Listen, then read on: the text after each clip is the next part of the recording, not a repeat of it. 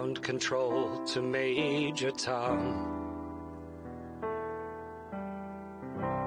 Ground control to Major Tom. Lock your Soyuz hatch and put your helmet on. 10, Ground control to Major Tom. 7,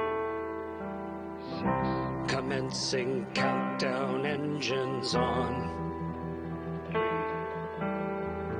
2, Detach from station and may God's love be with you.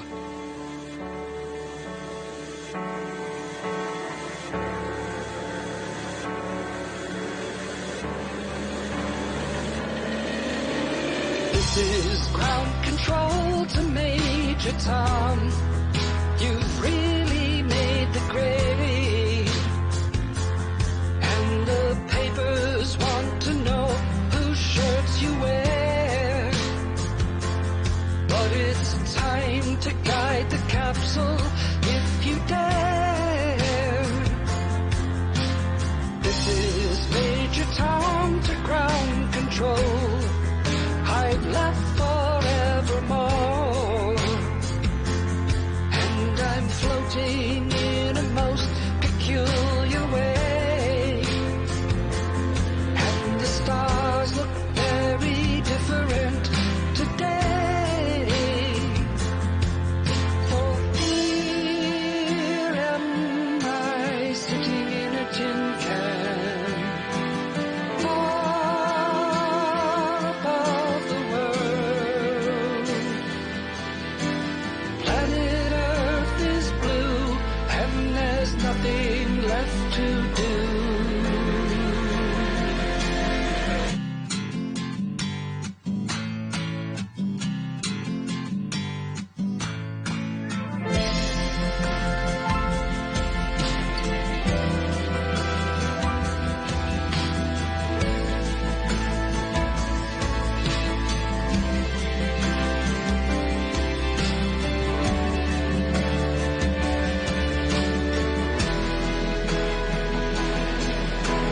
Though I've flown 100,000 miles, I'm feeling very still. And before too long, I know it's time to go. Our commander comes down back to Earth and knows. Ground control to Major Tom, the time is near. There's not too long. Can you hear me, Major Tom? Can you hear me, Major Tom? Can you hear me, Major Tom? Can you hear? Am I floating in my tin can? A last glimpse of the world. Planet Earth is blue, and there's nothing left to do.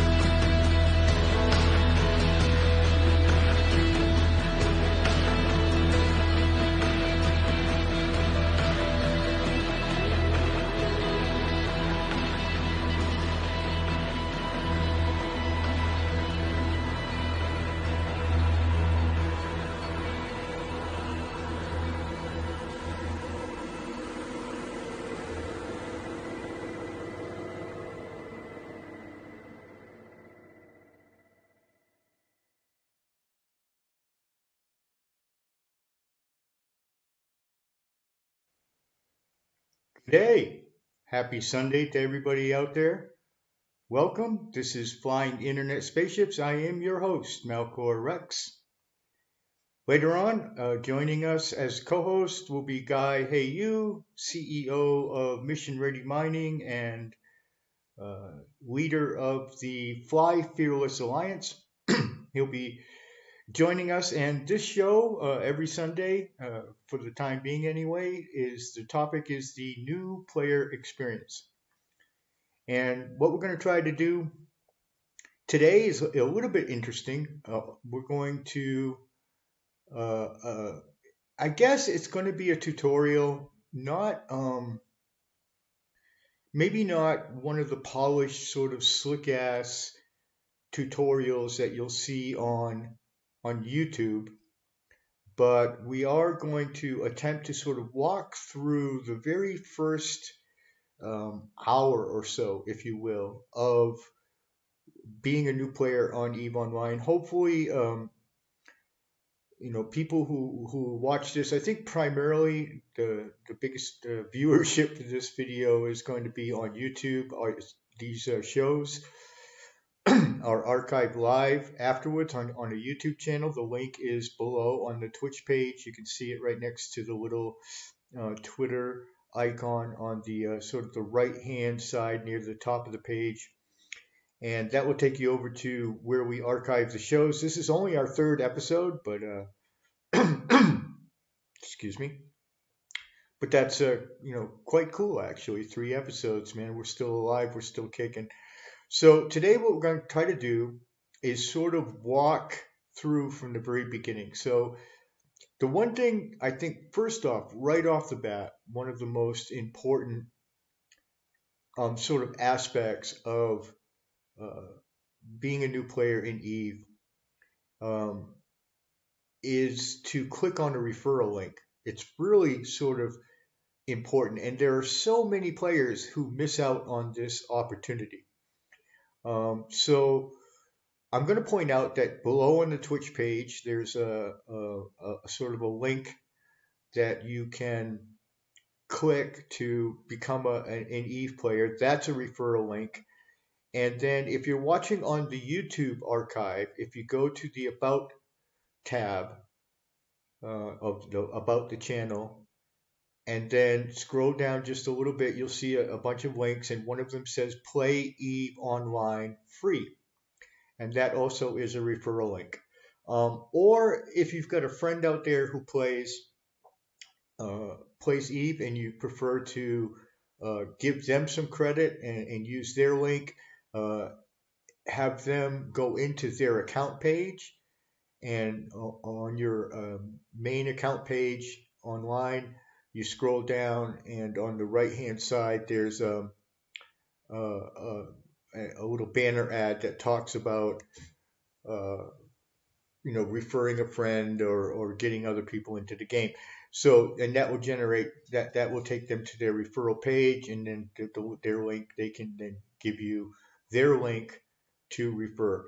This is, I think, a very critical uh, point, because right off the bat, you get 1,000,000 free skill points that you will not get if you just simply go to the EVE Online website and sign up sort of raw. And I've always kind of thought that that was not cool, actually. I think they should give you the 1,000,000 skill points no matter what link you click on. But they don't. So you need to go to a referral link. So we have one on the Twitch page here below. You can click where it says Play EVE Online for free, or if you're watching this on the YouTube. And if you let's say you created already an account, and it's only maybe a few days old or a week old, you haven't put in too many hours into the game, consider the advantage of ditching that account completely and signing up for a new one using a referral link, because the advantage of 1,000,000 skill points cannot be underestimated. It really will get you quite far in the game if you can start your account by way of clicking on a referral link. So that's really sort of step one. It's super important, because it really sets you off on right foot. Um, and so try to, again, if you've already started an account and you're watching this video to try to learn some stuff, again, just consider, you're going to learn a lot of things in this video that might change your mind about decisions you've already made. And also, again, if you start over uh, by way of a referral link, you get the million skill points. So even if you've already started, it might be worth starting over. That's something to consider. So, yeah, we're going to try to walk you gently through the process of, beginning. And one of the things that prompted me to do this video is I've watched so many new players on streams. They stream their new player experience, which is interesting and fun. There's a lot of us who actually look for those streams so that we can jump in and try to help and give advice. And a lot of the things that puzzle people and gum people up, so to speak, are actually pretty simple, easy stuff to deal with. So we're gonna literally take it from the top. I'm gonna sort of step through. I'm gonna pretend I've got my game client up, and we're gonna pretend that I'm a new player, literally just signed up, and we're going to literally start from the very, very beginning, from character creation on through. I think to begin, one of the things I'm going to do to start off, we're going to watch a video. We're going to take a look at a video created by CCP, which is their sort of attempt to explain the new player path, and also explain some of the basics, and pay attention, for instance, to the idea of cloning. That was an idea that sort of escaped me. When I first started playing, I was afraid to die, and it's important to realize you can't die. You are an Empyrean. You are a Capsuleer. You are immortal. And so grasping that concept, if you've played a lot of other games where you die and you sort of maybe lose everything, you lose your experience points, you lose whatever, all your stuff, you respawn, maybe you have to start over and create a new character. It's not so. Here in EVE Online, part of the, not only the game mechanics, but part of the lore of the game is there is this sort of upper class of humanity called the Capsuleers, or otherwise known in the storyline as the Empyreans, and you are one of them. And what that means is that you do not die. Your consciousness is instantaneously transferred by the technology that's in your capsule. Whenever you're flying and piloting, you are in a capsule, and that capsule has a very unique, powerful technology. And in the blink of an eye, using quantum transmission, your consciousness is transferred out of that capsule literally at the moment the capsule is destroyed. Actually, microseconds before the capsule is destroyed. Your consciousness is transferred out of the clone that's in the capsule, and it's transferred to a medical clone bay, which is located wherever you decide to locate it, and that's your home station.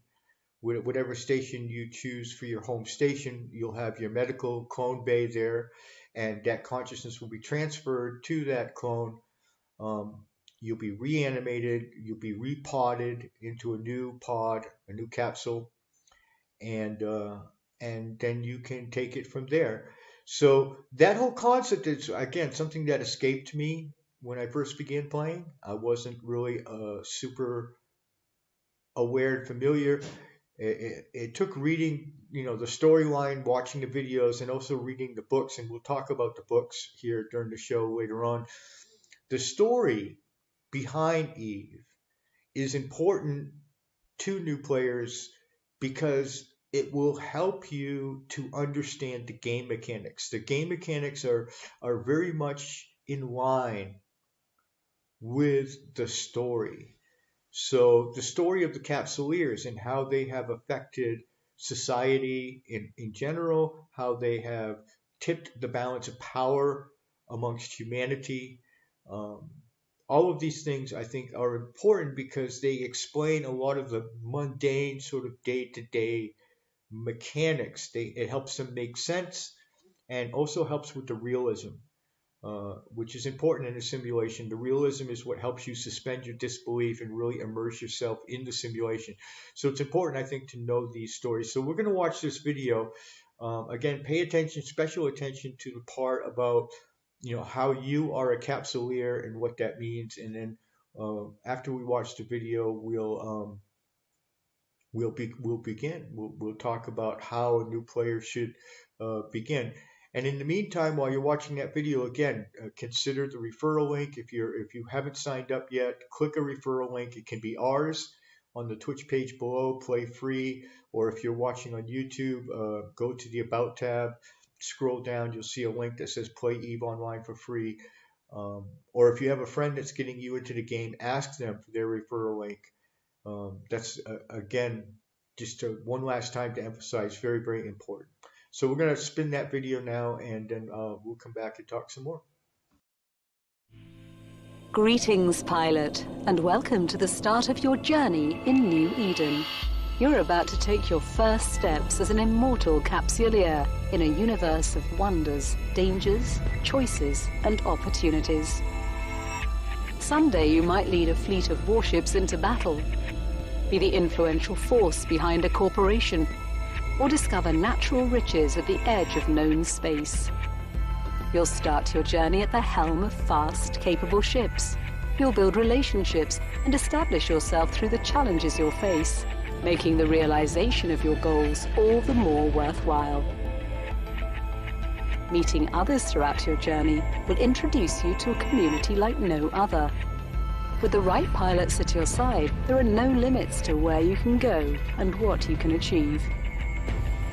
Whether you're mining valuable materials in far-flung systems, or waging high-stakes battles for control of desirable worlds, the risks involved will determine the rewards. Begin your voyage by creating the character that best reflects who you are and how others will perceive you. Choosing your ancestry from one of the 4 main empires. The skills your character can learn will allow access to certain spacecraft, attributes, enhancements, and specialisms. Skills can be specific, and access to them may depend on whether your character is in Alpha or Omega state. When you have created your character, your mentor will guide your first steps, offering you direction and initial purpose. Follow this advice to obtain essential knowledge, as well as earning your first rewards. Afterwards, career agents will also offer you missions involving the main professions. These tasks will set you on a path to your chosen career. In EVE, there is power in numbers and specialization. Corporations are operated by other pilots. They control vast areas of space, industry, and are a strong social and political force in New Eden. The right mix of prowess in combat and business are the foundations of a successful corporation. It is advised that you join one that suits your aspirations right away. This will allow you to meet interesting people and open doors. New Eden has a unique and thriving player-driven market where raw materials, ships, and almost anything can be traded. Some trading posts see over 1 million transactions per day. Discover what interests you at your own pace. Abilities require patience and perseverance to master in EVE. There are many professions to choose from, so try new things and then seek out company. Your choices have an impact, but no path is set in stone. There is a beautiful universe to explore, challenges to face, and a community to immerse yourself in. Your adventure is what you make it. Write your legend, make history, and fly safe.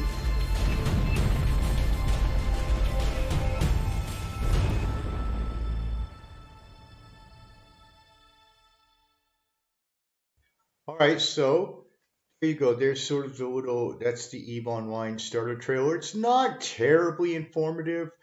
It does paint some broad pictures. There's a bunch of topics that we're also going to cover. The idea of joining a community and whatnot, and we're going to get to that probably near closer to the end of the show. We're going to talk about corporations and whatnot. It's a decent overview of the situation. And I think just a couple of points I want to point out to begin with. Again, to go over the idea of being an Empyrean, being a Capsuleer. I think it's important that you understand that you're immortal. It will, when you wrap your mind around that, especially if you played other MMOs where there's, say, for instance, a great penalty to dying. Um, it will really free you up from that if you realize that there's almost no penalty to die. Well, you lose your ship, obviously, that you were flying in, it gets destroyed. Um, and then, you have to, you end up back wherever your home is. Maybe that's very far from where you were and whatnot. So there are those sort of inconveniences, I guess, to dying. But there is not this heavy duty, oh my God, I got to start completely over again type of thing. And this may seem redundant to people who have played even played Eve Online for even a little bit, but I think it's an important thing because it's something that I missed when I first joined. It was several days before I realized exactly what that all meant. And so we're going to continue to go over that point, that you are a Capsuleer, you are an Empyrean within the storyline of Eve. That is the people who choose to um, choose immortality, really. But what they do is they sacrifice, in a sense, they sacrifice part of their humanity because I mean, do you ever really know, right? Did all of your consciousness get transferred? Did your entire personality get transferred? Is some part of you lost every time you reclone? And that's all sort of storyline stuff. It doesn't affect the mechanics, but it is interesting. Um, there's a deep lore to almost every aspect of Eve, but especially around that part. I think it's wonderful. I think it's an incredible part of EVE Online because it gives a realism to something that otherwise wouldn't really be realistic. I mean, this whole idea of just respawning in a game or in a simulation really doesn't make a lot of sense unless you have a storyline like that that sort of backs it up. And so there you go on that. So we're going to just step through this. I want to start with, first of all, I have three sort of basic um, things that I like to tell new players. Okay. Um, when new players go in to EVE Online the first time, you probably want to know, what is the goal? How do I win this game? And so I think step one is to dismiss that entire concept. It's not a game. It's a sandbox. It's a simulation, and it's got shit tons of different little games in it. Okay, so um, but being a simulation, it's a universe, and it's a very realistic virtual universe. Um, and so what you need to do at first, but also pretty much for your entire EVE Online career, these principles, these base principles, three principles that I'm going to teach you, will hold true. But they're something to focus on. So you're in a universe, you're in a simulation. Dismiss this idea of there being any kind of overarching meta goal to like win or anything like that, and instead focus on what would you need if you were to magically appear, literally, like somehow, like what was that game Tron, that movie Tron, right? where the people actually got sucked right into the game, right? So imagine that for a second. Imagine that somehow I'm going to throw some kind of quantum whammy on your computer right now, and I'm going to literally suck you in to the Eve universe and just drop you in a station naked. And you're there, you're stuck there, you got to live there now in that universe. What would be your immediate needs? And my advice is that you would need three things. First, you need a home and a place to store your stuff. Okay. I mean, that's sort of basic, right? I mean, if the world were to end tomorrow and you were to end up, in the wilderness, the same deal. What would you need? You would need a cave to go store whatever things you happen to have, right? So you need a home. And that home in EVE Online will be the same as any home. It will provide you a place to go, to dock up, and to store your things. So you're going to need a home. Two, you're going to need a way to make a living, because the economy in EVE, as it was mentioned in the video that we just watched, is very realistic. First of all, it's insanely realistic. There is literally nothing in the game that isn't created by the players. And from the ground up, I mean, the ships actually begin as rocks in an asteroid belt, as what we call moon goo, or products from mining moons and whatnot. It starts as raw material, which is then processed and reprocessed over and over again until it becomes components.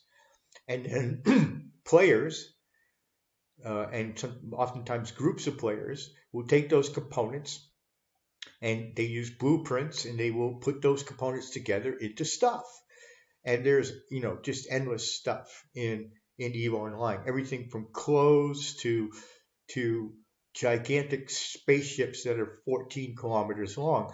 And all of that stuff begins as raw materials that are out in space that miners have to go out, resource harvesters have to go out and get that material and bring it in. So the economy of EVE is the real deal. It's 100% player driven economy, and everything that's available in EVE, and it's quite endless, the amount of stuff that is available to purchase and to buy. And it's all bought with something called ISK.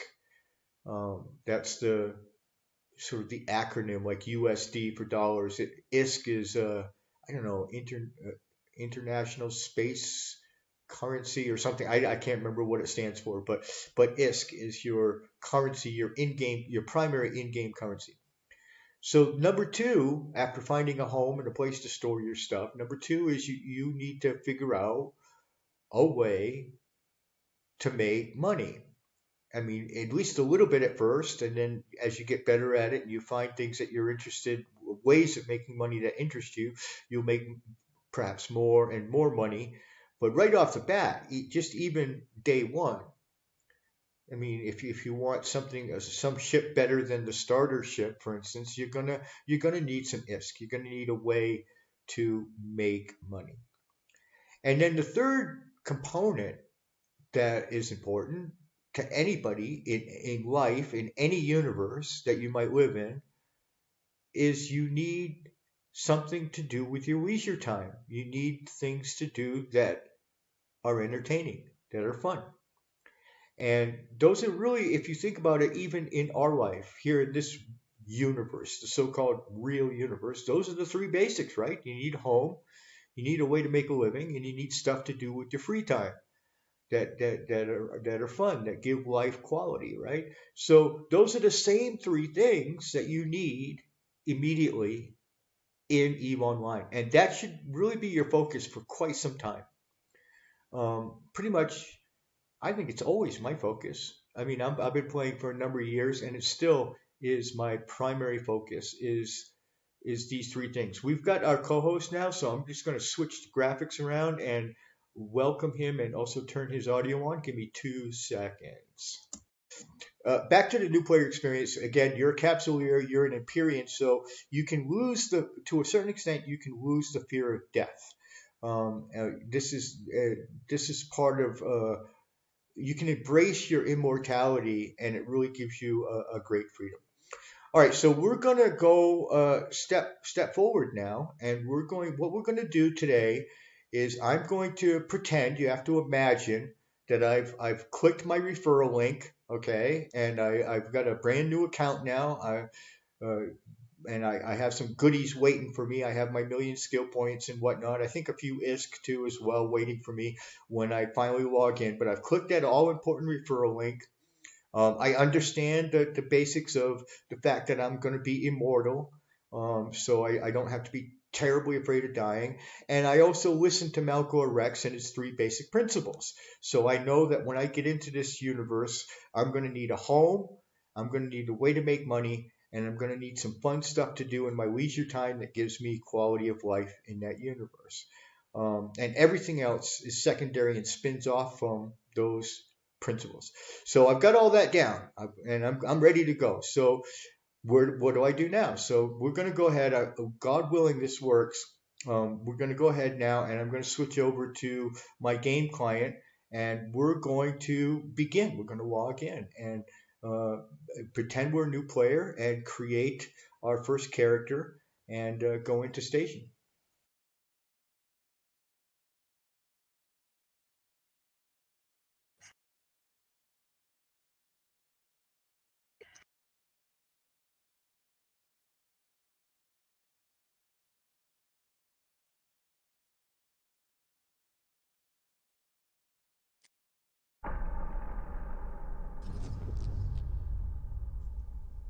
Okay.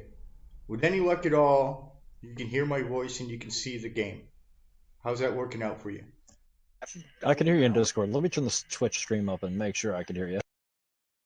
Yeah, we lost you again, that first introduction part. Fuck, I keep forgetting to turn that mute button off. I thought I had it off too. I swear to God, I thought I had it off. But you should be able to see. Did you mute me? A little bit, I think, at the beginning. I don't know. I just noticed it on. Maybe it somehow turns itself on or something. I don't know what the fuck is going on. Anyway, so you should be able to see the game client now.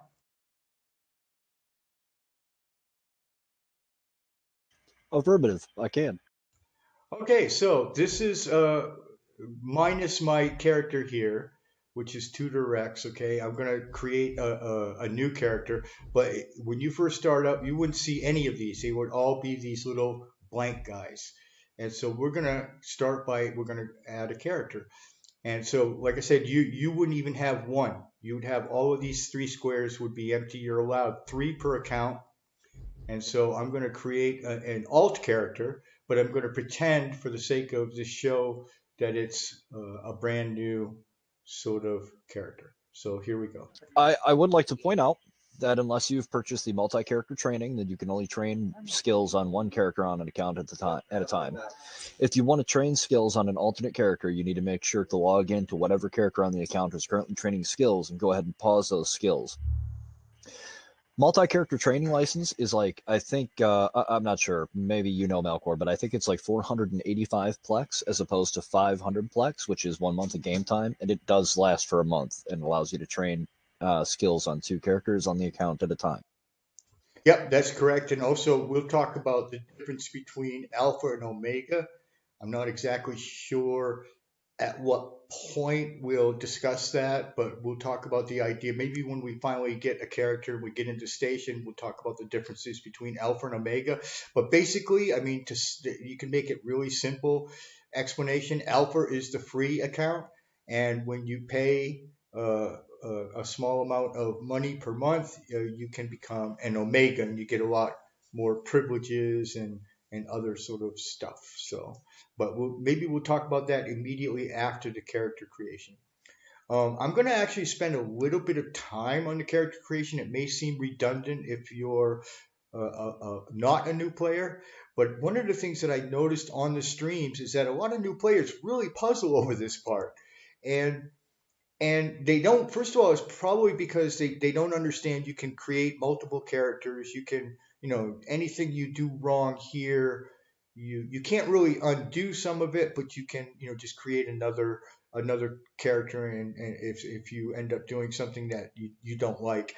But what we're going to try to do is deal with that in such a way that maybe you are more informed when you get to this step, and it will allow you to feel more comfortable with this process and less kind of like intimidated that, oh my God, I'm gonna screw up or whatever. So, do you have anything? I'm gonna periodically pause to make sure Guy has anything he wants to add to this where we are now. Well, for the most part, what I try to tell new players, because sometimes I do have them use refer a friend code and then come back to me and be like, well, what race should I play? And I tell them, it actually doesn't matter except for how your character looks, the starting skills, which aren't very many skills at all. You can easily out train your starting skills and, blanket over anything you need to relatively quick. But it really only determines where you start in the game and what your character looks like. Now, you're going to start in high sec no matter what. And you're going to start as within range of every other starter system no matter what, without having to go through low sec, without having to go through null sec. So really, at the end of the day, the only important factor, the only thing you can't take back, that you have to pay the utmost attention to is, how do you look? Okay, well, and I'm going to do a counterpoint to that. That said, and again, Guy is an awesome, experienced player. Please don't discount anything Guy says, but I'm going to give a counterpoint to that. I personally think that this step, other than the fact that, yes, you can go create another tune, but even then, this part of that creation process, I think, is pretty important. And I'll explain why. One of the things I think is important about Eve is the story. And this is the first page of your story, and how and we're all writing the bigger story. Our little stories are writing that bigger story. So what I'm going to do today, for new players who might be watching this video, is to sum up what I know about these stories, and perhaps that will, like, again, maybe inform people when they go to create their character for the first time, in a way that maybe they wouldn't get, in other tutorial videos, because even some of the EVE Online ones I've seen take more of an approach that Guy has, which is, well, it just matters where you start in space and maybe a few of your skills. To me, I think this is a pretty important part. And so, whatever, you got nothing to lose by listen to this. I'm good lore master. One of the things about that people know about me is I'm a terrible PvP pilot. I absolutely suck at player versus player fighting in space, but I'm really good lore master. I know bits and pieces of lore that even some experienced players go, "Wow, I never fucking knew that." When I tell them, I'm a storyteller of myself, and so I really have a deep appreciation for the story. So we're gonna go a little bit through. I'm gonna give. I see Guy wanting to chat, so I'll give him a moment to interject. Oh, actually, negative. I was typing something out. Even as we're doing this video, of course, I'm working with my corporation, helping out new bros and trying to get things organized. My shift key is my push to talk. My apologies. No problem. And actually, they went over corporations in the Eve video that we watched, and we're going to go all the way to that step. We're actually going to walk you through the entire process of the first few hours. But this would be the first few minutes, literally. You haven't even created yourself yet. And that's a good way of putting it. You're about to create yourself. And just imagine how cool that is. I mean, you're in a brand new universe and you're about to create yourself. And so, again, I feel that at least it's not vital. I mean, it's not like, life or death gameplay going on here, but I think it's important because it's part of the story. So I'm going to tell you the stuff that I know and the way that I understand the story. So what we're looking at now on the screen is we have a choice of 4 empires that you will be born into, so to speak, that you will be created into. And that will be really a big basis of your lore. Now, the first thing right now to pause and decide is where you're heading. Um, Many people, I think most people, the majority, I'll say, and myself for sure, when they create their first character, and understand that you can create more, you can build a whole family. In fact, that's what I've done. I call my characters the Rex family. And they actually have their own little storyline. They have sibling relationships and whatnot back and forth. So I really get, like I said, I really get into the lore to the point where this alt that I'm going to create is going to be another member of the Rex family. Um, so, again, the lore, right, in your story. And so we have these four empires in front of you now, and I'm going to go over them, and we'll talk about what each of those sort of empires, um, what the backstory is. So we'll go over, flip over first of all. We'll go from left to right, and I'll go to the Caldari. I'll see if I can highlight it. Hold on.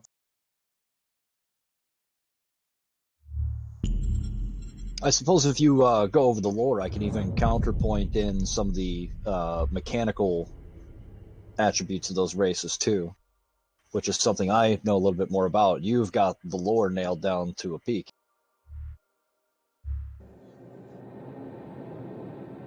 All right, I'm not exactly sure what I just did. Hold on. Let me see if I can back up. That's a cool screen, though. I did. Oh, you know what? It's telling you a little bit about it right there. I think that's the new character creator screen, if I'm not mistaken. So if you pick a race, it brings up that, and it tells you a little bit about the ships they can fly. I just have to You know, comment. like, are you sure?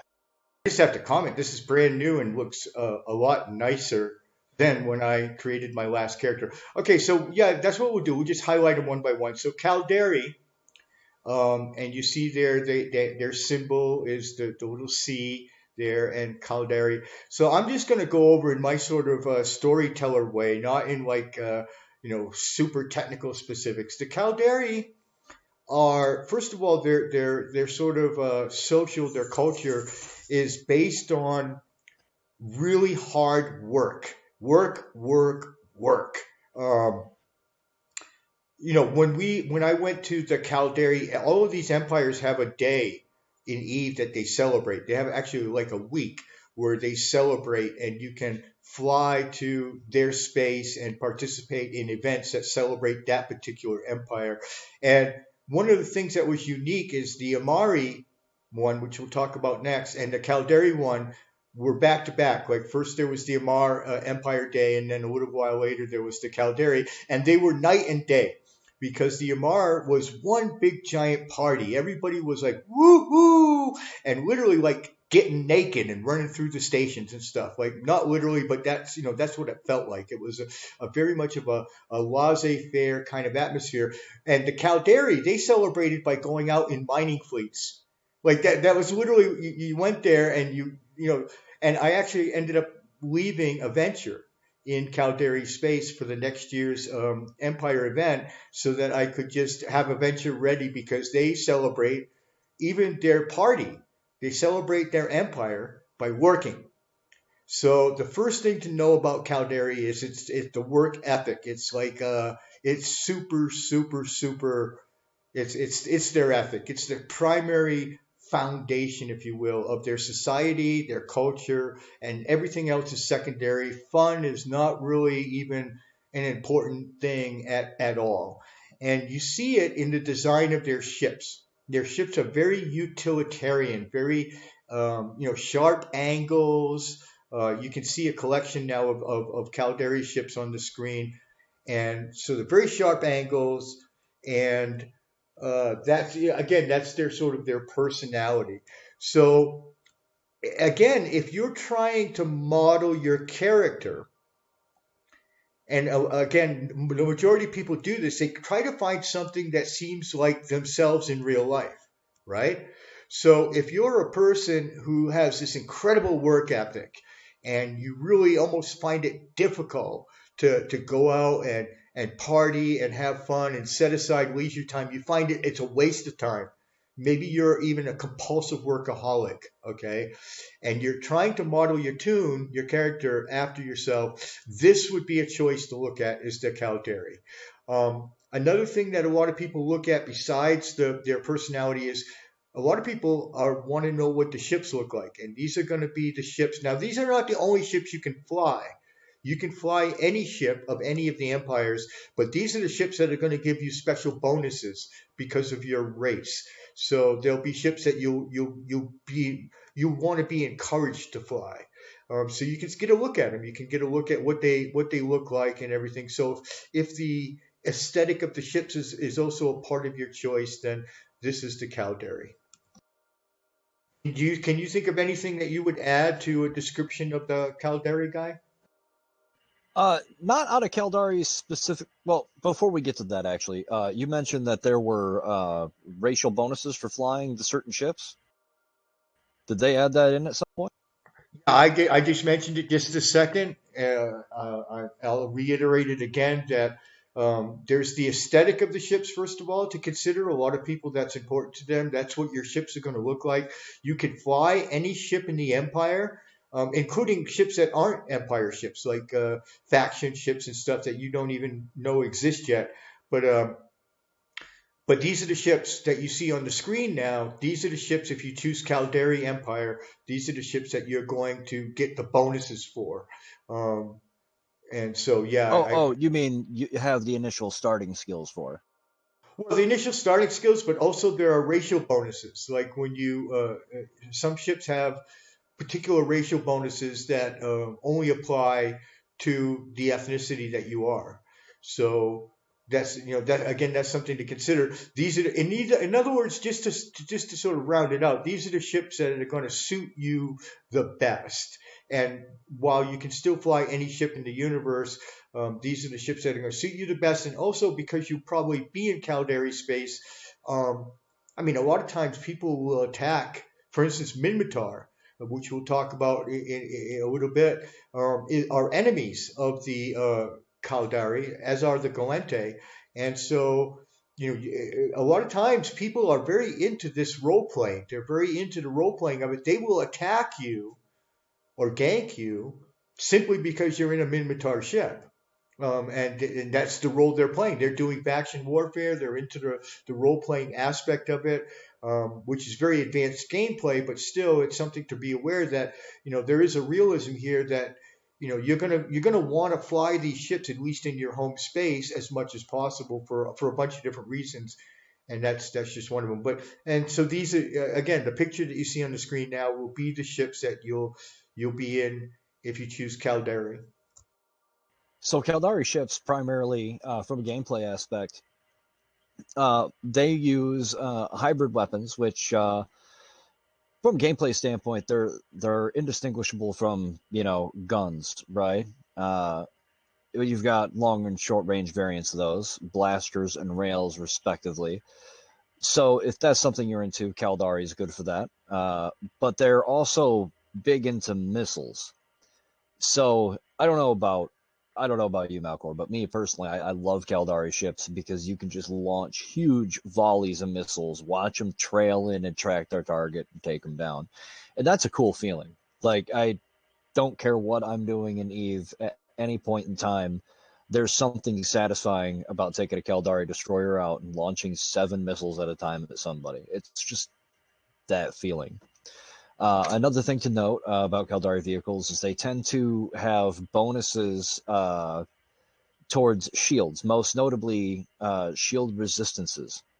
So you take ships like the Drake, for example, and the higher your skill with that specific racial ship is, the stronger the resistance profile the shields are right off the bat. So those are gameplay mechanical traits that define Caldari ships. Well, that's why we have Guy on the show. Some of these things are things I don't even know because I suck at PvP. So just to sum up, Caldari, the main thing about their culture that you want to be aware of in regards to choosing them as a race is the work ethic. It's just it is so strong And understand that this is not just made up shit, because like I said, when I went to Caldari Space for their Empire celebration, the people there were living the role. They were living that culture. They celebrated by going out on community mining fleets. That's how they celebrated. Whereas, the other empires were much more into, space parties and fireworks and stuff like that. These guys celebrated their primary holiday, the players did, by going out on mining fleets. So there is a realism, a depth to this description that I'm about to give you. And then just on a final note, so that in case you have friends that are already in game and you want to know what the relationship is to them, because maybe they're another race, the Caldari are at war with the Galente. And so that's in faction warfare, which is a part of gameplay that you can get into, basically taking the role playing to a very serious level, sort of, so to speak, and really involving yourself in the storyline. The Caldari government is tyrannical. It's a dictatorship. That is their government of the empire. So yeah, and the Galente that they're at war with are the big democratic republic within the empire. So, and we'll talk about there's it's a night and day difference between the Caldari and the Galente as far as not only culture but government as well. So this again is storyline stuff, but it does get into the mechanics of the game if you decide to get involved in a particular advanced kind of gameplay called faction warfare. You'll want to be aware of this, especially, like I said, if you already have friends in game, you'll want to be aware of that relationship. So, unless Guy has anything else to add, we'll move on to the Amar Empire. Now we can go ahead and move on to the Amar. I love Amar ships, man. Okay, so this is the Amar, and talking right off of the bat about ship aesthetic. I am involved in a strange sort of tribal faction relationship. I made my home in Amatar space for a reason, and I'll get into it when we talk about the Minmatar. The Minmatar fit my personality, but I love the Amar ships. So there's actually a part of space. It's part of the storyline of Eve where it's called Amatar, where there's actually the Minmatars and the Amarians are living in the same space. And I chose that because I love these ships, man. And I fly almost exclusively Amarian ships, even though I am of the Minmatar race.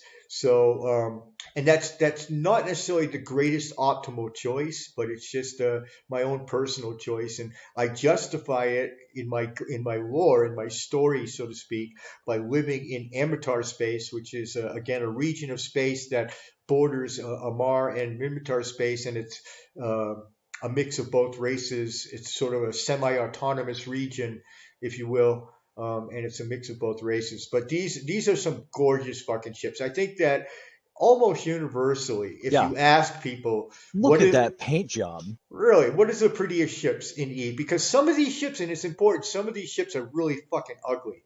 I mean, there are ships that are just fucking hideous, I think. And I've never. Galente. Yeah, Galente have a tendency to be pretty ugly. Some of the Caldari ships I find very, I don't know, sort of awkward looking. But definitely, as far as grace and sheer beauty, I think almost everybody that's played a while would universally agree. So when we talk about the aesthetic of ships, if that's something that you feel is important, certainly important to me. I almost refuse to fly an ugly ship unless I absolutely have to. I will Even always. their guns are pretty. Yeah, and they're fairly powerful. There was a group of, if you look at that top ship there on the top left, that's the Apocalypse. It's their main battleship, and it's a very powerful ship. So much so that one of the early groups that's very, very famous. I don't think they're even around anymore in EVE Online, but you can watch videos about them on YouTube. They were legendary back in the early days of EVE, and they were called Rooks and Kings. They were a corporation or an alliance called Rooks and Kings, and they flew a 100% apocalypse doctrine. They were famous for it. And they devastated whole regions of Eve. They were able to and take on alliances that vastly outnumbered them with this doctrine of theirs, of this apocalypse doctrine. And and they just absolutely, like I said, they were devastating force for a long time in Eve, and legendary. Really, you can I love watching Rooks and Kings videos. It just really makes my skin crawl. They were so powerful with that doctrine. So they're great ships, obviously powerful ships. Definitely can stand up to any of the other Empire ships, and very beautiful. So what is the story about the Amar? The Amar, well, I mean, there's really no other way to put it. They're the biggest empire, first of all, in EVE Online. They hold the most space. They have the biggest population. They, by far and above, have the most wealth within of all the empires, and they're pretty much pricks. Um, they are an empire, first of all, so they have an empress. Currently, the empress is the Mad Empress Sarum, Sarum, something. And you can read about her in the book called The Empyrean Age, and read her story and everything. But she's the Mad Empress, and she is currently the head of state of Amar. It's an empire, definitely 100%. Um, you know, very model, very much on the Roman Empire as far as like the culture and the ideals, and they embrace slavery. Although technically they have put it aside, we know for a fact in faction warfare, we know that there are still Minmatar slaves in Amar space, and that's the race they enslave, by the way, is the Minmatars. And we'll talk about them. That's actually my race. So there's definitely a huge tension. But again, to go back to the storyline and how important it is in Amatar space, which I talked about where I live, is actually a democracy governed by, in part, by freed Amarian slaves. So the story of Gelhan is quite interesting. That whole area of space, the Amatar Mandate, they call it, that area of space where both me and Guy live right now. There's a great lore behind that area of space and whatnot. But so yeah, basically they're the pricks of the empire. They're the stuck up, elitist pricks of the empire, the aristocracy. Everybody that's an Amarian thinks they're a princess or a prince. I mean, they're very high on themselves. They believe they have the most advanced society, and they're also very religious. They have a religion that you couldn't, I guess, just only in a rough analog could you compare it to sort of like Roman Catholicism. Very popish like, very, they have, they're sort of like the equivalent of like bishops and pontiffs and whatnot. And a big part of their storyline of the empire revolves around this religion. So there's no separation between religion and state in the Amar Empire. It's all one big fucking thing that one buffers the other. A lot like the High Middle Ages, the Roman Empire, the Byzantine Empire. These are rough analogs now, mind you, but you could get somewhat of a taste of a flavor of what's going on with the Amar Empire if you were to sort of think about those historical empires. So the culture is very on a player level, it's very Bacchanalian. Like I said, when I went to the Amar Empire Day, it was night and day from the Caldari. It was a party. It was a big party, and I had a blast. I have to tell you, I met some of the coolest Amari players, and I got friends for life from this last Empire Day. Very social, very approachable people. And I was Mimitar. I was coming in as and there were the jibes. I got that. When I joined the Empire event, there were people. Oh well, you're just a fucking rebel. You're just a scumbag Mimitar. Ha. But then they went above and beyond that. They kind of got past that and embraced me, and I had a great time. I think out of all the Empire events, I have the funnest time at the Empire event. They're very loose people, very approachable people, um, and they're very rich. I mean, it's the second largest trade hub in Eve Online is the Empire Family Academy, where I base out of whenever I'm in a Mars space. I have an office there. I have a clone and a couple of ships there at the EFA, and it is the second largest trading hub uh, in in New Eden. The first largest being Jita, which is over in Caldari space, and I didn't mention that, but the Caldari actually have the largest trade hub in New Eden. They're actually been renovating. They renovated it, and they're having a huge party there this week. If you watch some of my other shows, especially yesterday's show, I talked a lot about the party that they're having over in Caldari space for the renovation of the biggest trade hub in New Eden. But the second biggest is in Amar space. So there's that, and then there's the storyline. Again, if you're trying to find something that sort of, as a lot of new players do, sort of parallels your own personality and your own culture, then if you are a deeply religious person, for instance, especially the hierarchical religions like say uh, Tibetan Buddhism or one of the Orthodox Christian sects like Byzantine Greek Orthodox, Roman Catholic.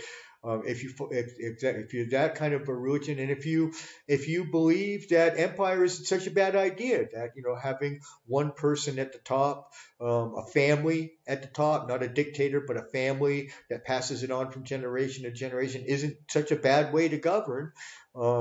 If you're sort of intrigued by the Roman Empire and kind of wish maybe you'd been born into that or whatever, if you just jive with that sort of vibe, then definitely the Amar race is absolutely for you.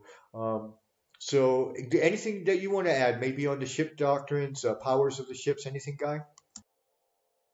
Well, again, I'd like to go ahead and visit the mechanical aptitudes of the Amarian ships.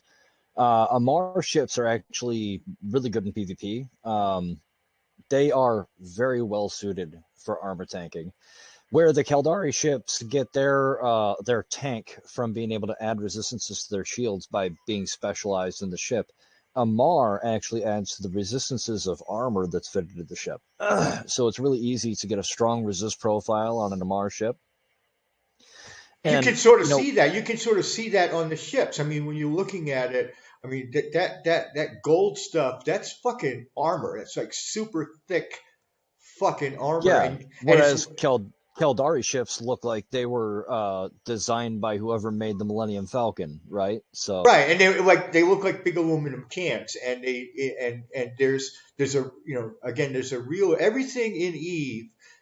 It has a reason and a purpose to it. So you see that when you see the armor on these ships, that armor that isn't gold. It just looks gold, but it's very thick, specialized armor built into the hulls themselves, and it's protecting vital systems within the ship underneath that armor. So yeah, go on. they're very good for armor tanking, which for various reasons that we don't have time to get into here. And you could do an entire show on shields versus armor. Trust me. Well, we But might do that. We've got our own oh show now, man, Guy. Guy, we have our own show. We have our own show. We could do that.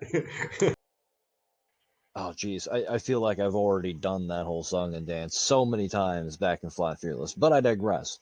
So these guys really good at armor tanking. They can build those resist profiles up, which makes them very good for active rep tanking because with a active armor repair, you want the high resist profile, not a lot of hit points and a low resist because it increases the amount of effective hit points that you restore from a rep. But before I get too crunchy into that, let's move on to talk about the weapons on these ships. Now, these ships are going to go a completely different direction than the Caldari. Whereas the Caldari was about missiles and the hybrids. The Amar ships are about drones, which it'll be a little while before we get into the drone specialist ships, but they are about drones, but they're more about the light show. If you want to be in a flying Pink Floyd concert, the lasers on these Amar Lasers, ships man. are amazing. You know, you get a fleet of these things going out, and I don't care who wins or loses. You're going to have the coolest battle that Eve has seen in several days.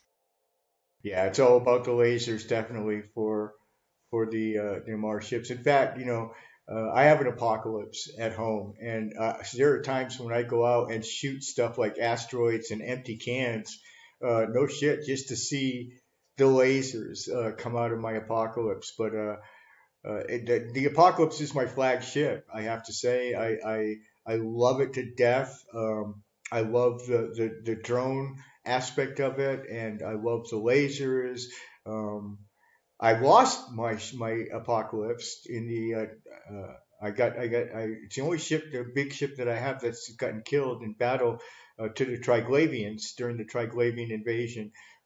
So it didn't turn out to be that great against the fucking triangles, but uh, definitely, I love it. It's a great ship to intimidate. Like it's one of the ships. Like when we talk a lot about Evan Cunningham and our enemy back home in Galhan and the Botter, and I love to go out and bump him off his orcas off the icebergs with my apocalypse. Um, and of course, it's got a great deal of weight. It's a big ship. It's a one that battleship you're looking at in the top is 1.5 kilometers long.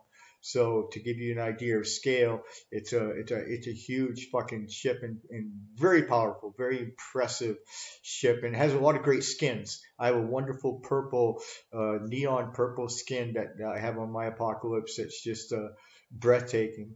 So yeah, so there's the Amar. There's the culture again, the storyline.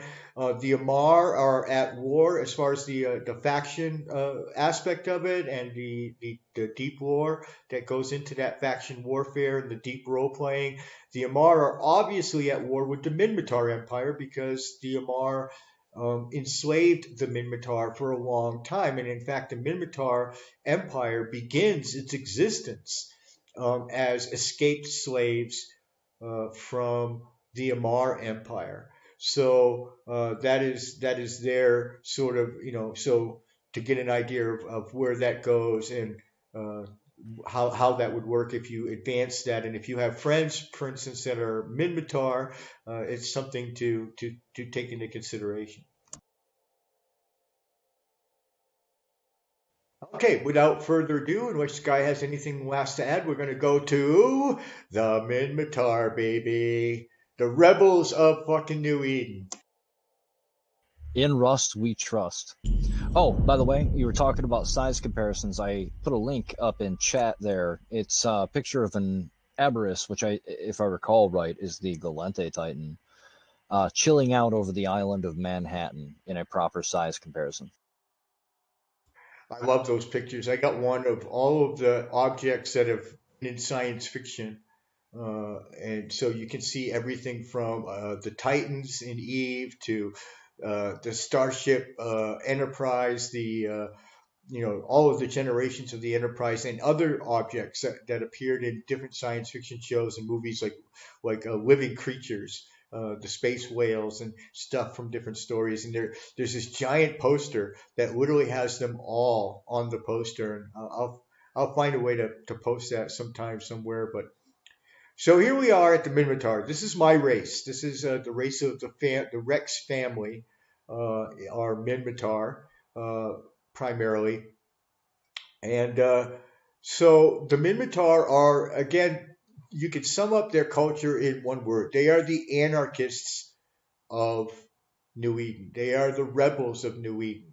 Um, no doubt about it. They are basically ungovernable.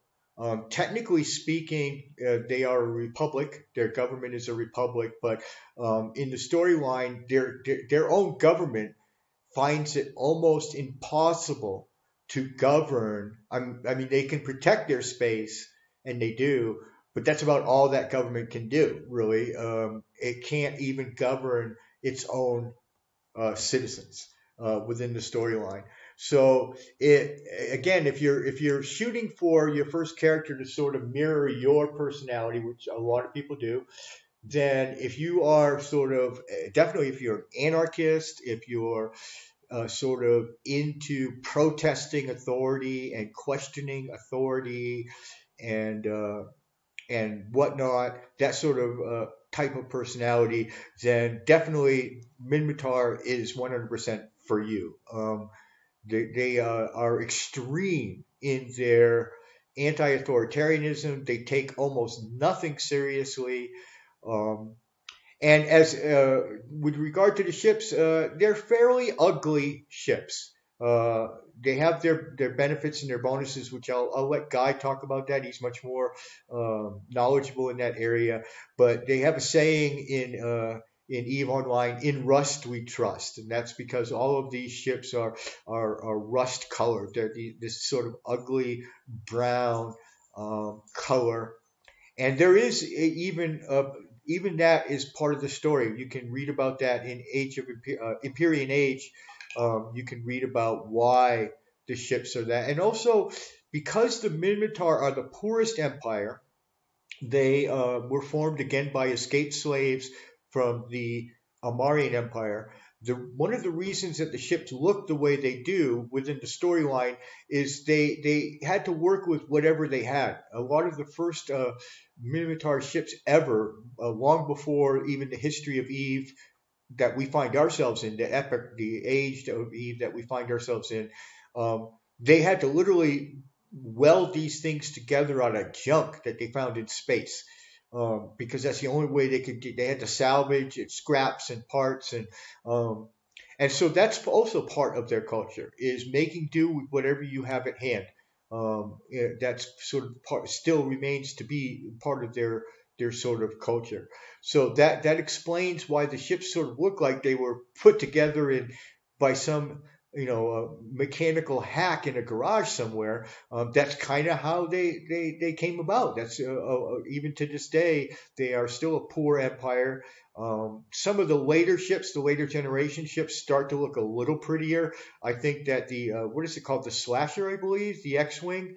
Looks very much like the X-wing ship in Star Wars.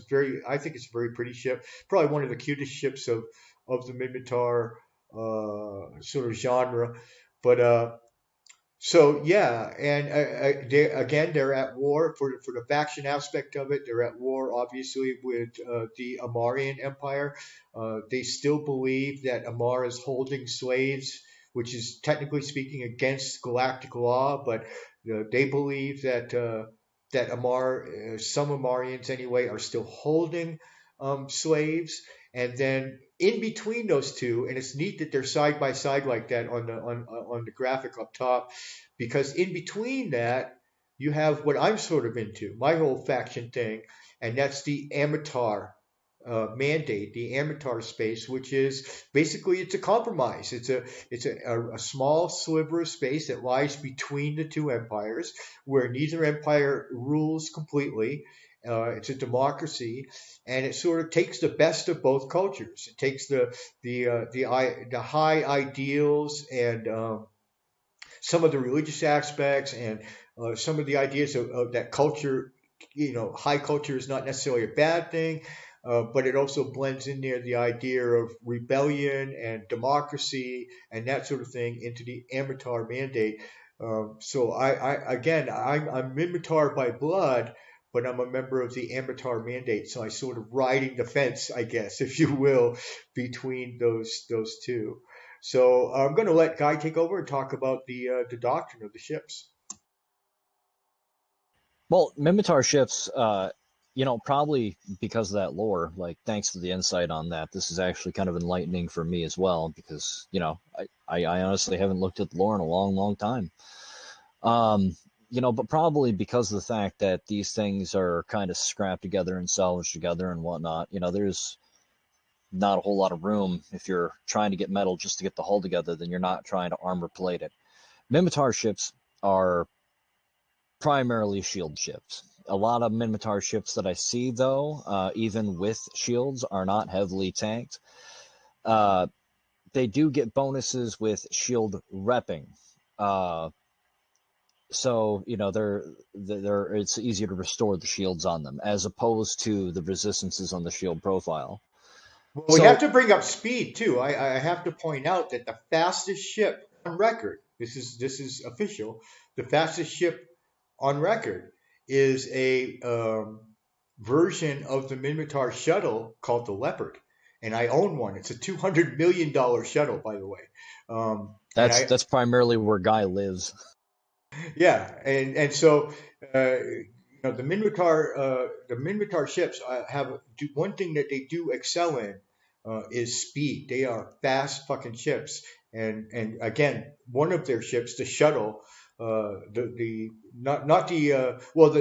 Minmatar shuttle itself is the fastest of the shuttles in the shuttle class, but and the second fastest ship in Eve, and then the first fastest is the derivation of that, which is the Leopard, which looks exactly the same as a Minmatar shuttle. It's indistinguishable, really, from a Minmatar shuttle, but it is the fastest ship. I'll tell you what distinguishes it is its 20 AU warp speed, and it has the roll bonus of 300% bonus to warp speed and warp acceleration. When you say these things are fast, there's a couple different ways you can measure speed in Eve. If you want to get from one side of the universe to the other, the Leopard is by far one of your best options if you're not going through a wormhole. These things are quick. They make big systems look small. If you've ever had the misfortune of flying a freighter or a battleship across 120 AU system, you'll know exactly the pain I'm talking about. Leopard could cross that system in under 10 seconds. Whereas if you try to take a battleship across 120 AU, you're looking at far closer to a full minute of travel time. But on grid, you can't put any mods on it, so it's only as fast. Oh, no. My point is simply that in general, this is an aspect of Minmatar ships. It's my opinion that they are very fast. Yes. Ships, and also you can even look at them, and again going back into the lore, if you piece together a ship the way they look like they are, and you can see that especially even on the Corvette, it one advantage to having all those sort of chunks and shit poking out all over the place is that you can put thrusters on them. So I think that people will find, I don't know anybody who would disagree, that Minmatar ships tend to be very maneuverable ships as well. So that is they're fragile. They have to be. Well, again, that would be a meta mechanic. You'd be looking at it from a developer's point of view. The storyline point of view is that they became that way because they're pieced together. They have all those sort of extra, things, parts of the structure hanging out there, and it just that's a great place to put a thruster. I mean, if you've got all that extra gantry stuff and crap hanging off in it, why not attach a thruster to it? And that adds not only to your speed but adds to your maneuverability. But yeah, and then of course within the storyline, the Minmatar had to run a lot. I mean, they spent the majority of their existence running from Amari slave traders, so they couldn't really fight. There wasn't any point in developing a lot of weapons or a lot of armor or anything like that because there was no point. There was no contest between them and these behemoth Amari ships that were well developed, well engineered ships. So within the storyline itself, they're fast because that's what Amari do. They tend to run a lot, and that actually suits my personality as well. It's one of the reasons that I'm comfortable being a Minmatar, because I'm not a great PvP player, and I spend most of my time when I'm not dying in a battle. I spend most of my time running away. I'm absolutely not afraid to retreat, and the Minmatar ships are good for that. They're also at initiating an engagement and ending it before it becomes a fight. That brings me to the weapon aspect of the Minmatar ships. We already talked about how they get a bonus to the repair amount that they get, and don't depend on them to be, tanky in any way, shape, or form. If you're avoiding damage, you're most likely doing it through speed. So when it comes to the damage of these things, you've got missiles again, and anybody who flies Caldari already knows that missiles, they've got nice long range, they've got reliable damage, but the artillery pieces on the Mimitar, these primitive projectile launching tubes, they do some of the highest alpha damage achievable in the game. It is not uncommon if you're in Jita or Amar or right near low sec to see a couple Mimitar tornadoes perched up around the gate with big frickin' artillery pointed right at the entrance to that thing. Because these ships are cheap and they're small, or relatively cheap, but their alpha damage is high, even in high sec, a clever capsuleer taking advantage of, cloning technology knows that they can shoot that shuttle as it comes through, have it drop half of its blueprints. Concord will come clean up his little Thrasher or whatever he was in, and he'll respawn in a new clone, come out in a freighter and scoop that loot up and still make a tidy little profit. The alpha damage potential of Mimitar ships with artillery weapons is spectacular, and you see it throughout PvP and PvE everywhere in EVE today. And it's also relatively unique to that race. The other two races that we talked about and the race that we're about to talk about, none of them uses the projectile artillery or has a lot of ships with significant bonuses leading towards that. So, again, I love having Guy on the show. He really adds a perspective to this. It's great. So there you go. It's unfortunate for people making their choice today, but you just have to sort of imagine this. There is one, and I mentioned it before, one really cute Mimitar ship. Most of them are pretty fucking ugly, even all the way up to the Titan. I think the Ragnarok Titan has to be the ugliest of the Empire Titans. All the ships are just fucking hideous. That one in the bottom left corner there is the Corvette. That's going to be your starter ship if you join. And again, it's just fucking hideous. But there's one really cute ship. It's called the Slasher, and it looks like an X-wing. That's the only way really to describe it. It looks like the X-wing fighter in Star Wars. I think it's cute as fuck.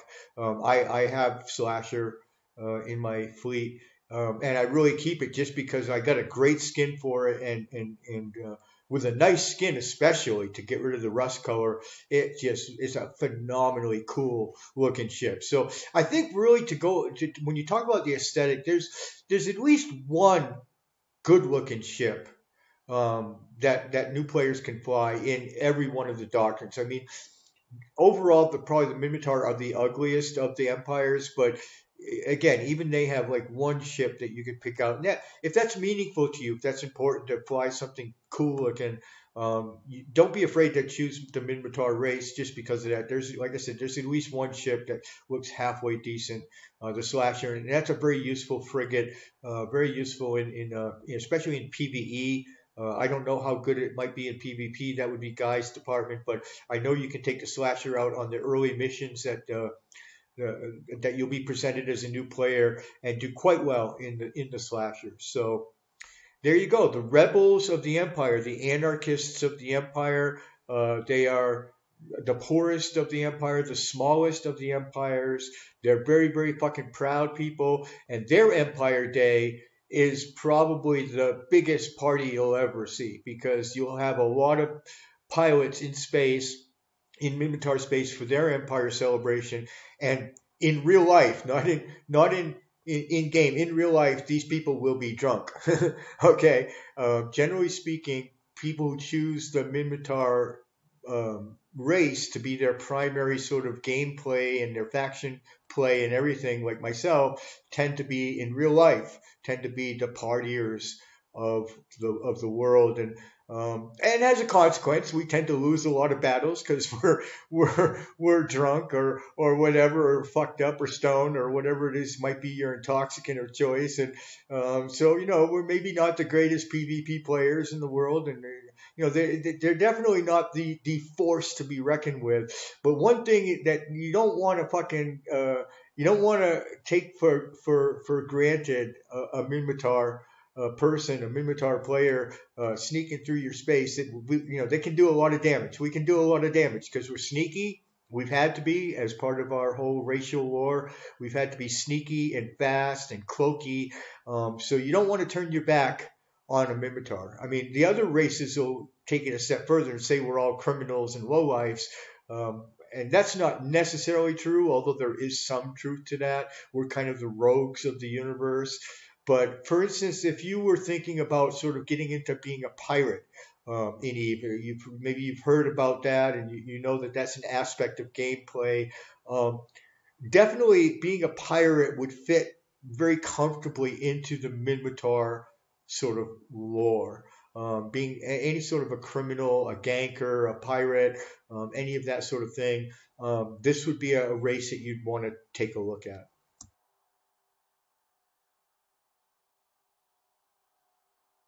Are we good to go on to Monday? My favorite one? Yeah, let's hit it.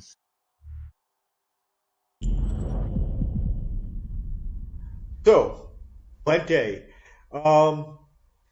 Their lore is probably the most complex lore within the Eve story.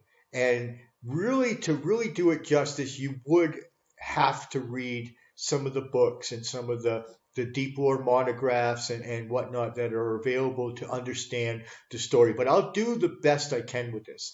The Gallente were the first of the races to make a comeback after the Eve Gate collapsed. So this is a time when, even to tell it even in a brief form, we have to go all the way back to the beginning of the Eve universe and what creates it.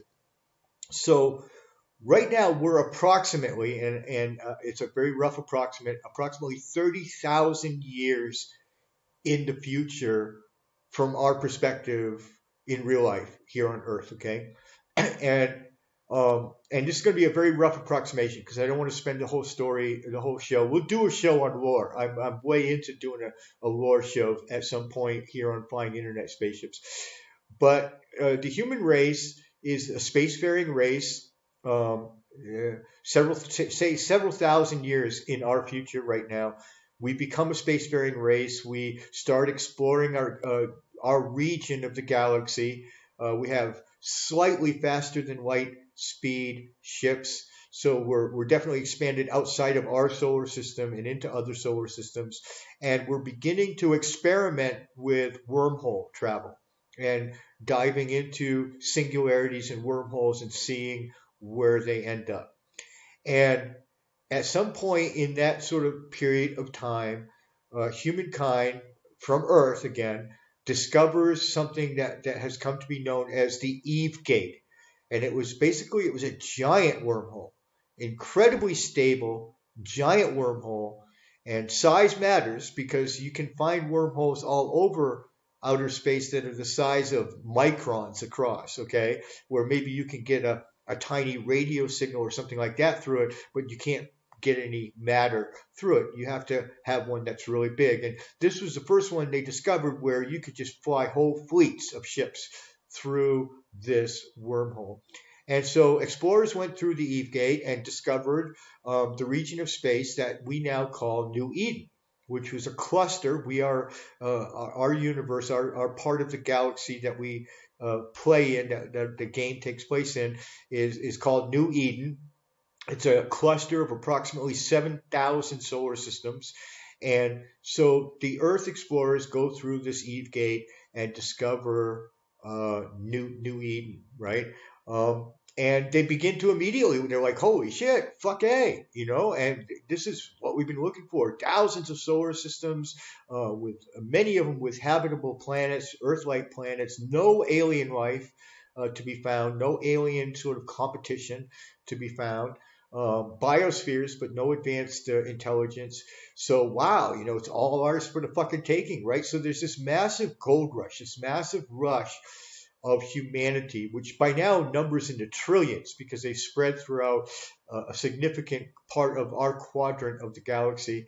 And they go rushing through the Eve Gate and start claiming solar systems and claiming planets and setting up shop and setting up colonies and everything. And lo and behold, after a significant number of people go through the Eve Gate, something goes wrong. And there's a whole story I won't get into, different theories and conspiracy theories. Maybe somebody did it, maybe somebody caused it, whatever. But the Eve Gate collapses. The wormhole collapses. And the Earthers never even exactly figured out where the fuck they were. There were different theories while the Eve Gate was still open that New Eden might not even be in the Milky Way galaxy, but they never did pin down exactly where New Eden was. They didn't. To a certain extent, they didn't really care because you could still get there instantly. It didn't matter if it was on the other side of the fucking universe or if it was on the other side of the galaxy. It really didn't matter. And that never got completely nailed down. So today, in our New Eden, the time frame that we exist in New Eden, there can still be this great mystery about where precisely we are. We might not even be in the Milky Way galaxy. New Eden could exist in an entirely different galaxy than where Earth was. So the Eve Gate collapses. And at the time, a lot of these colonies, because travel was so easy because of the Eve Gate, between the human planets in the Milky Way and wherever the fuck New Eden was, the infrastructure of the colonies was not very self-sufficient because they were relying on people just bringing in more and more materials.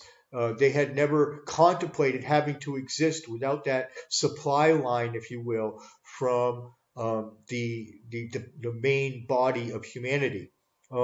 So as a consequence of the collapse of the Eve Gate, all of the planets fell into barbarism. They all, in fact, there was so much fighting and so much chaos that they even lost the ability of space flight at all.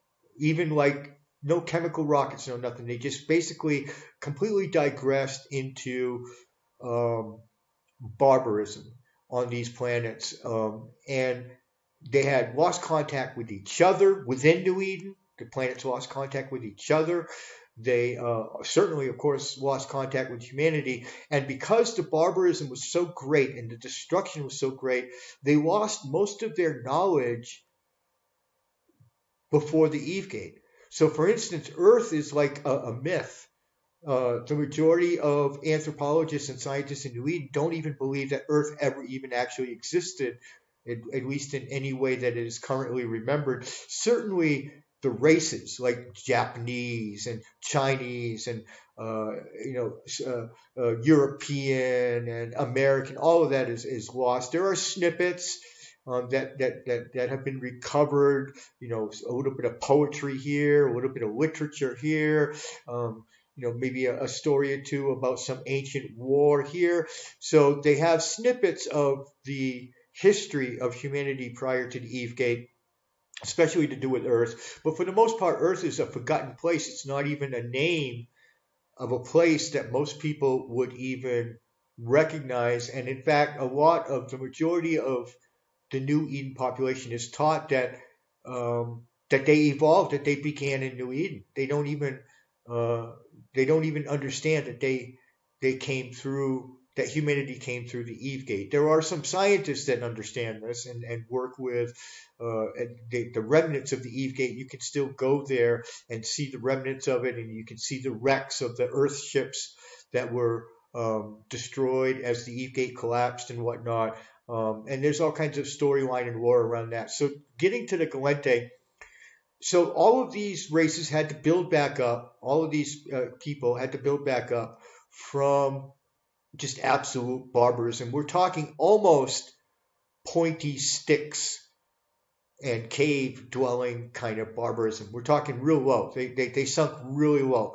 And it took thousands of years for them to build back up and to become spacefaring again. It began just the way it began the first time, with chemical rockets being launched off the planets, and then getting ships that were fast enough to maybe travel between solar systems. Some contact starts to be made. Solar systems start to tribally band together, and that's how the nations, the current empires of Eve, evolved from that. And the Galente have the distinction of being the first ones to uh, rediscover space-faring technology. And the Amari were a close second. But the Galente, and so they spread out very quickly, and they actually encompassed what now is all of Caldari space as well, was originally Galente space. They spread very fast, very quick, throughout New Eden. Took advantage of that, being the first on the scene, and they eventually adopted uh, a fully democratic. They almost kind of like, if you had to liken them to a culture on Earth, they're sort of like a Greek ideal, of sort of the ideal, like philosophers. They're very deeply philosophical people. They're obviously deeply into democracy. They hold what most people would agree are the only free and fair elections in New Eden for their government. Um, as free and fair as any political system based on politics and campaigning can possibly be. But they have a president, for instance, and a Congress, and they're known as a very liberal people, but also in a sense very snobbish. One of the reasons they fight with the Caldari is because the Galente think that they're better than the Caldari because the Caldari have a dictatorship. And so there's a bit of elitism in their attitude, thinking, well, we're kind of, the chosen people, right? Because we got it right. We've got all this shit going on for ourselves. So a very open society, open to all different kind of people. One of the things about Galente space, it's one of the few spaces that you can fly into under any of the other Empire ships and stuff, and there's no tension there. The Galente are very open-minded. They love Minmatar people. They don't look down on them or call them criminals or anything like that. They can totally tolerate Amari people. They can totally tolerate even the Caldari, who are technically their enemies. One of the reasons why the Galente tend to not do so well in their story battles, their faction battles against the Caldari, is because they're very open to negotiation, and the Caldari keep kind of sort of stabbing them in the back. They take advantage of the goodwill, if you will, of the Galente and sort of get one over on them. And so that's the kind of the culture, the background, the story of the Galente. So within that storyline, then their ships would be very advanced in a lot of different ways. And what we're going to do now is turn it over to Guy to tell us how that Not works out. automatically. We'll have him turn it over to him and have him tell us how that works out in the meta and the mechanic. Talk about Galente ships, Guy. Well, they are pretty advanced. Not aesthetically, like I was saying. They are not the prettiest ships in New Eden by a long shot. They're often compared to potatoes, spuds, things of that nature. But that should not deter you from giving Galente a shot. Galente ships, when it comes to their mechanical bonuses, you're going to see a lot of Galente ships like the Hyperion, for example, and I believe it's the Incursus. They actually get bonuses to the amount of armor that they repair. So it's similar to the Minmatar in that way, except that it's armor instead of shields. And Pause here for just a second. Again, going to the war, the idea that they are very advanced technology. What Guy is talking about here is the ship's ability to repair itself through things right. like nanopaste and nanotechnology. Again, just going to the storyline, very advanced technology, and what Guy is describing is how that plays out in the mechanics of the ship. So go on with that, Guy. So yeah, I mean, you can definitely look at Galente ships as very good at self-regeneration. You know, so when you're fitting up these ships, please pay attention to the bonuses the ship gives you. And if it's one of those ships, bonus to the repair amount, really consider working it into your build and your play style for that ship. Now, when it comes to offensive, Galente are not unique in this, but they are especially good in the use of drones. My God, you will never see drone boats as effective as Galente in any other race at any other time. Even The the pirate drones faction. and the drones themselves. I mean, I actually use hobgoblins, which is a Galente drone, quite Right, often, and they've got it's a hard hitting little drone. I think they've got the highest base damage. Of course, they primarily do thermal damage, and again, that's a discussion all on its own. So it balances out mechanically because, CCP's got to do something to make sure that not, because any ship that can use drones can use hobgoblins, Galente ships get a bonus to drones, but not necessarily Galente drones. That comes more into your pilot training. So, they've got it Now, balanced. But yeah, no, now, hobgoblins thump, dude. Like for real. They hit hard. now, talk about, because I'm a big fan of the Expanse television series, and anybody who's watched Expanse and is familiar with the sort of the star ship of the show is the Rocinante, and the Rocinante has this big fucking railgun mounted on it. You got to talk about the railgun, man, because Galente ships, man, whew, the bonus you get for rails on even just the Tristan, which is the little frigate. Talk about that. Talk about railguns. Well, railguns, they're not used exclusively by the Galente. And again, that probably goes into the lore that you were talking about. But Keldari, the guys that apparently are backstabbing Galente back and forth in the lore, probably got their hands on it from the Galente. But the railguns, they're part of the hybrid weapon set.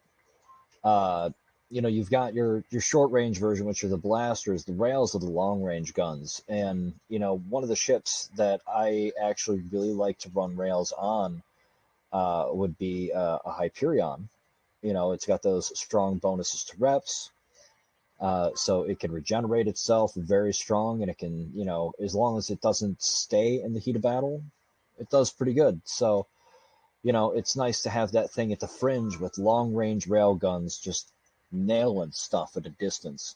And anytime they get close to you, just pop a micro warp drive before they can get a scram on you and get to the other side of the battlefield and just keep hitting them with those rails. I mean, that the Tristan, which is the frigate class of the Galente, that's my favorite frigate. And I actually, not only do I fly it in the war, but I also use it as my escape ship on my Apocalypse. Sort of talk about crossing, ship ethnicities or empires. It's wouldn't be necessarily the aesthetic ship of choice to be your escape ship out of your battleship, but I keep a Tristan in my escape bay on my Apocalypse, and I've used it a couple of times during the Triglavian thing when I lost my Apocalypse, and it was just so cool how well it worked. Like I would try to warp out of the conflict, and obviously I knew it wasn't going to work, and I never actually ejected my escape pod. What happened is both times my Apocalypse was destroyed, and literally my Tristan would warp out of the explosion ball. Like it would just literally like pop right out of the explosion ball, already in warp, and race away. Fairly fast ship, I'd have to say. I would think most of the Galente ships would be fairly fast, but definitely a useful ship. And then putting all those rail guns, if you look at the rail bonuses on the Tristan, wow, I mean, you got to be impressed with that extra bonus. I actually had my game freeze up on me a moment. I was going to go ahead and pull up the Tristan bonuses so I can screenshot them real quick and throw them in the chat. But you were talking about the speed. Yeah. Oh, yeah. I've got a Tristan that I use that I can't claim. I can't claim credit for the fit. Apparently, it comes from way back, but it became famous to my organization through an individual called Toxic Rabble, who's actually been here on not in the show, but in the chat room for the show before.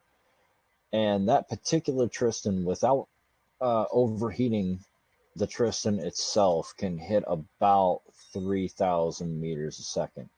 That's no joke. That's a fast little ship. But I got my client back up and running here and heading back over to the Tristan. And so And I just want to interject uh, real quick to our any potential viewers. I'm on full screen right now, and I can't even see the Twitch chat. I have no idea if we have any viewers at all or if they're asking questions. I'll rely on Guy maybe to take a peek every once in a while, but I do apologize for that.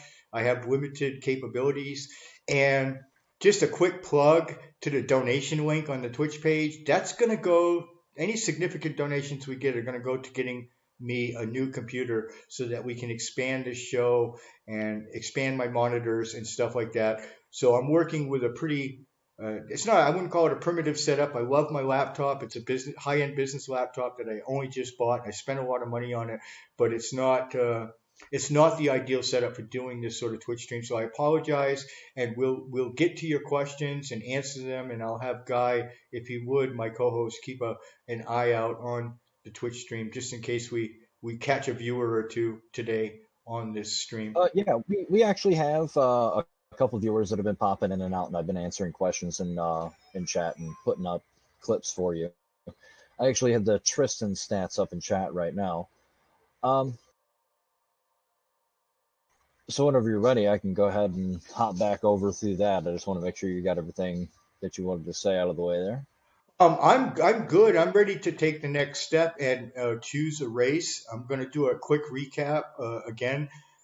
Just to recap, I think that this is an important stage. You are literally we've taken a long time to go through this, but you are literally if you're doing this step, you are literally just minutes into the game. You haven't even created yourself yet, and I think that this is a good review for you to have a deeper understanding. Now, obviously, you can read about this. You can click on the information panels and stuff, and you'll get a one paragraph synopsis of these races. But I think that going through a little bit deeper of the lore of these races gives you a much better idea of whether or not they jive with your personality. And now, not every character you're ever going to create has to be based on you, on your personality. But I think that the vast majority of people, when they first start, their first character, they feel like, oh, I want something. And even Eve Online, in the video we watched, they encouraged you to pick a race that sort of jives with who you are in real life. And so I hope that what we've done, taken a bit of time to do this, but I hope what we've done is give you an idea of how different these races are, how different the story is behind them. And just to know, because I travel through all these empires, I go to the different events in these empires. This culture does trickle down. This storyline of these cultures does become the actual culture of the players that you're going to find in these empires. So this is the kind of people that you are actually going to be hanging out with, depending on which race you choose in this step. So there you go. I just want to reiterate, though, before we move on to the next step, for any new bros that are checking this out for the first time, whereas the race, it matters for the reasons it matters, and it doesn't for the reasons that it doesn't. Like it's a lot of it is personal preference on that. But what you need to know about the ships, because we just spent a large segment of time talking about those, regardless of which race you choose, you can learn to fly any ship in the game. They took those restrictions out of the game a long time ago. So, now even as a Caldari pilot, you can fly straight to the nearest trade hub, pay a little bit of a higher price, because it's imported, and you can jump into a Minmatar frigate within minutes of joining the game. So, try not to focus too much on the ships that you're going to be flying. Make sure that you're picking the character because it's going to resonate with you. And don't look too much and the other players around you. Like I pointed out, the culture definitely is realistic in the sense that, like I said, you go to Caldari Space and they're all about mining and work, and you're not going to find a lot of they're no nonsense players in the game, not just in the lore, but in the meta part of the game. So this is definitely going to resonate in the kind of people that you're going to find yourself hanging out with. So there's that aspect of it. And then just to put one tiny little niggle in what Guy just said, yes, you can fly any ship, but you can't necessarily freely, without any worry at all, fly through other space. So if you think that you're going to want to spend a lot of your time in Amari space, you're going to want to fly Amari ships, and again, you're going to want to be an Amarian because you're going to be hanging out with other Amarians. So there's a tension there. Yes, it doesn't matter on a strictly purely scientific mechanical level. None of this matters, but it does matter it will definitely, all of these factors will add up in the gameplay. And then just to put my own caveat to my own pitch in, you can always make another character.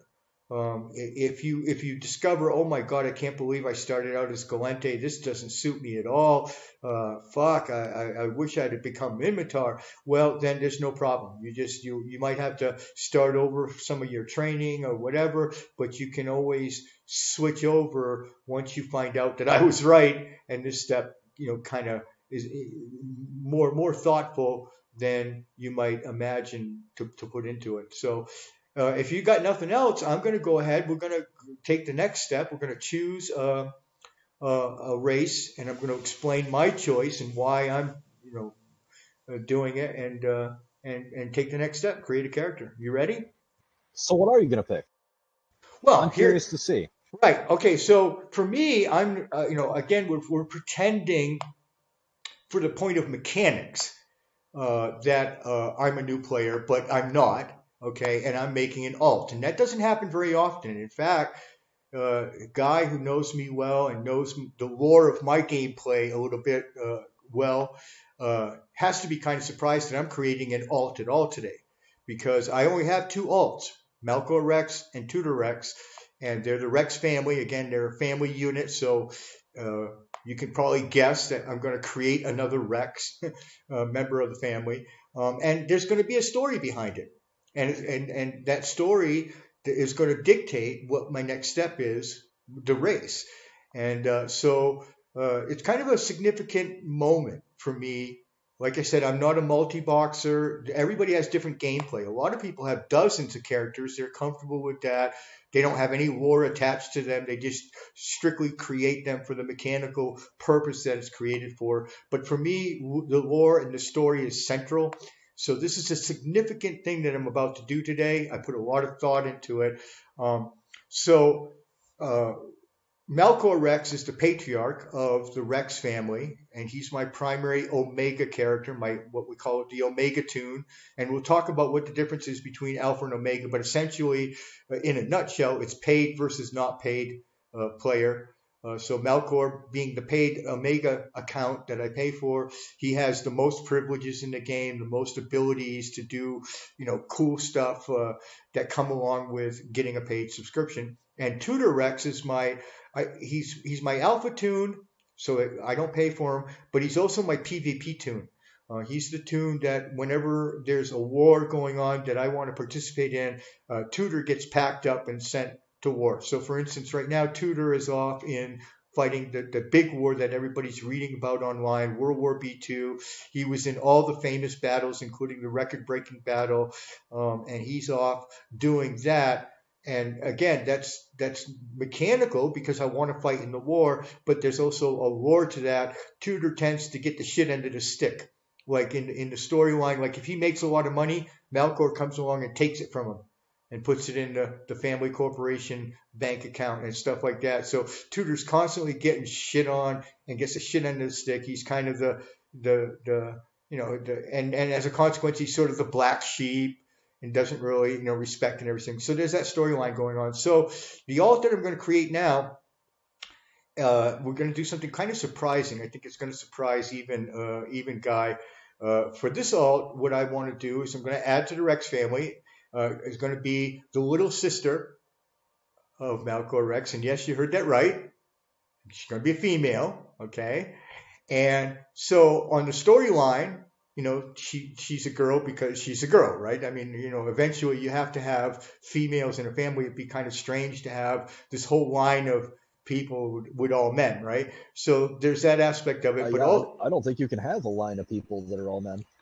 well, exactly. I mean, they have to have parents, and I haven't actually worked on that part of the storyline yet. I have a website for all this, actually. You can read what I've got so far. It's a rex-regis.mygamesonline.org, and you can go to that's my corporation website, but it also explains, it begins to explain the lore behind the Rex family, and there's a lot to it. Like, for instance, well, we'll talk about it on another show, but we don't kill humans because we don't use humans on our ship.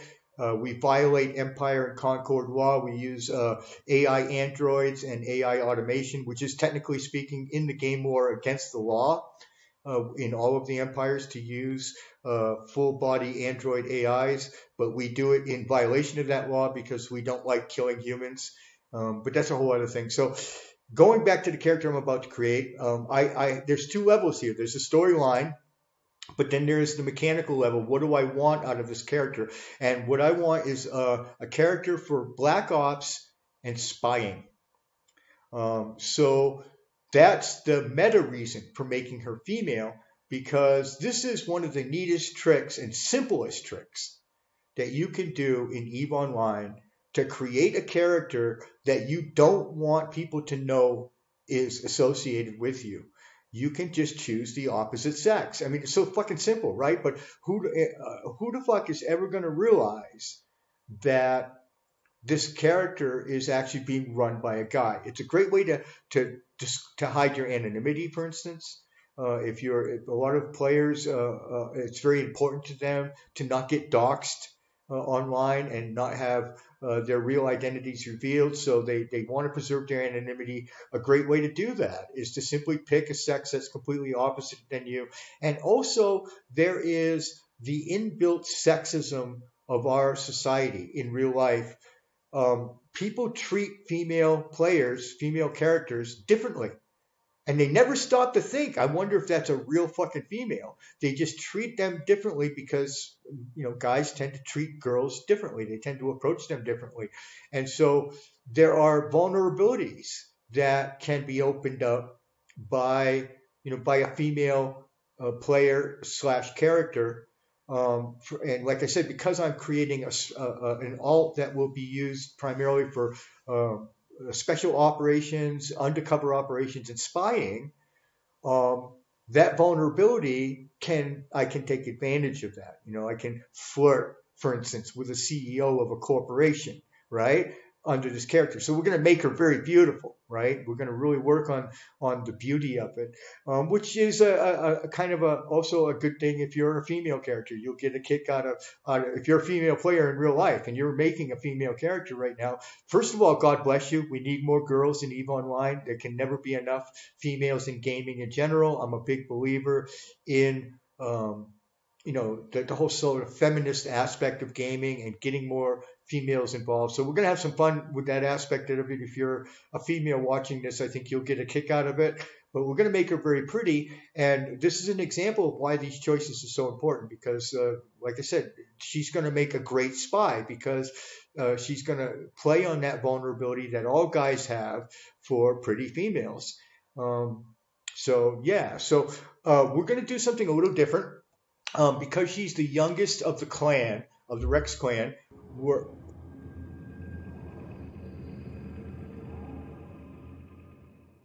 I clicked something by accident. Because she is the youngest of the Rex clan, and because we live in what I call the Amatar Mandate, which is a sliver of space that exists in between Mimitar and Amatar space and is populated by both Mimitar and Amatar. We're going to make part of her lore that she was actually born Amatar, Amari. Okay, so we're going to go ahead and the mechanical reason for that is that I think that the female Amari avatars tend to be the prettiest. And again, we're trying to make her pretty and we want to stay within the storyline. And so the storyline is that because we lived so long in Amritar space, eventually one of our kin is going to be born with Amari, primarily Amari blood. So it can fit into the family lore and still make her not Minmatar like the other two, but Amari. And again, because of the mechanics of it, I personally think that the prettiest avatars in the game are the female Amari avatars. So we're going to go ahead and list. Okay, so you come to this page here, and you begin with some sort of base avatars. Now, we'll get into this in more detail, okay? But there is a section here for Bloodline. And again, this is not completely meaningless. There are a story behind these bloodlines. We'll go over it as briefly as we can because we spent a lot of time on lore already. But and again, you could take Guy's tack. Definitely, it doesn't 100% scientifically matter mechanically which of these bloodlines you choose. But within the storyline, it can matter because down the line, if you decide to take up faction warfare, which is where you really get into these role-playing, these various stories of these empires, this can matter. And going back to the original thing, if you're trying to choose something that is in line, your first character, make it sort of in line with your own personality, these various bloodlines will also have meaning within that. Now, I have to say that the bloodlines won't really show up strongly in the culture, the in-game culture, the player culture, as much as the main Empire ones do. You won't really see, for instance, the Khaneed fighting or arguing with the Nikuni, okay, for instance. But they can, if you're trying to build a story, like I've built my whole character base, my characters are all part of a story, this can be meaningful to you. So we have the pure-blooded Amari here, and we can read what, and that's really loud, I'm sorry about that, but we can read what it says here. As the dominant bloodline in the Empire, the true Amar take tremendous pride in their ancestry, and some consider themselves to be arrogant. Some consider them to be arrogant and tyrannical. So this is the pure blood Amari tribe, if you will, within the Amari Empire. And the Nikuni have transcended their humble origin as servants within the Empire, and by providing themselves with the skills of tradesmen and artisans. So there you see that's kind of a major difference, right? Like say, for instance, you were wanting to be in business and trade, and you think that, looking forward thinking, that might be something you want your character to be. I'm going to cancel that music. It's really loud. Then the Nikuni are the artists and sort of the tradesmen of Amari Empire.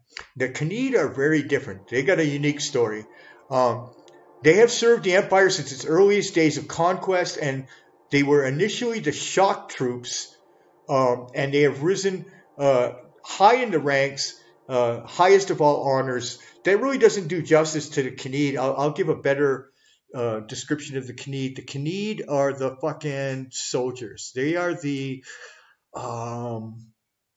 they are, for instance, the Empress. We talked about how they have a mad Empress. The Khaneed would form the honor guard of the Empress because they would be the sort of blindly loyal, super aggressive, highly trained, can kill you with 8 different ways with their pinky finger kind of dudes. Okay, so we have Malcor. Yeah, go ahead. You're getting requests on a chat to put the music back on. Maybe you can drop the volume on it if it's a little distracting, but they want it. They want the music, my man. Well, we're only going to get it while we're choosing one of these. It's a hover over music, like when I move the mouse away. So we got, So now I have a conundrum, okay? Because again, I'm trying to create for my character this female special ops character that will be, sort of be able to be a spy and be that sort of thing. And that's mechanically, that's meta what I plan on using this tune for. Although she's going to be able to do other things, she's going to be able to mine and do anything really that you can do in Eve. But that's what I want this alt tune for, to use it for. So I'm left with kind of a conundrum here, because I could choose the Knead, which would seem to fit the idea of being a special ops soldier, being a spy, like, again, kill somebody with 8 different ways with their pinky finger. That would be the Knead, okay? Definitely the Nakuni is out, okay? That's not even applicable. I'm not interested in her artistic abilities or her ability as a tradesman. But I do want her to be super fucking pretty, because that, again, that's good for like spying, right? And for finding people's vulnerabilities, especially like, say, male players, the male CEOs of corporations I might be trying to infiltrate or whatever, right? So that leaves me with the Amar, because I know from my experience that the Amar, the pure bloodline, are literally the prettiest characters in all of it, and not only just the Mars space, but all of the empires. So I'm left with a conundrum, and I'm literally like sitting here making my decision on the fly. I think I'm going to just take the risk. I'm going to go ahead with the Knead, and the abilities, and just hope that we can create a really beautiful avatar. But just to know that, like, it is a toss up. I mean, I could go with the pure Mar bloodline and end up with something that I know for a fact is going to be, extremely beautiful and enticing and alluring. So I'm going to go ahead and choose the female Knead.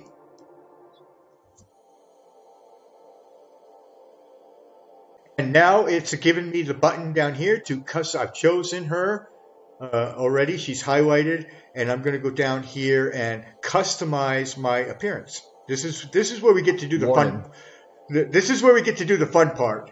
Go ahead, give me the warning guy before I click. This is where your computer is going to scream.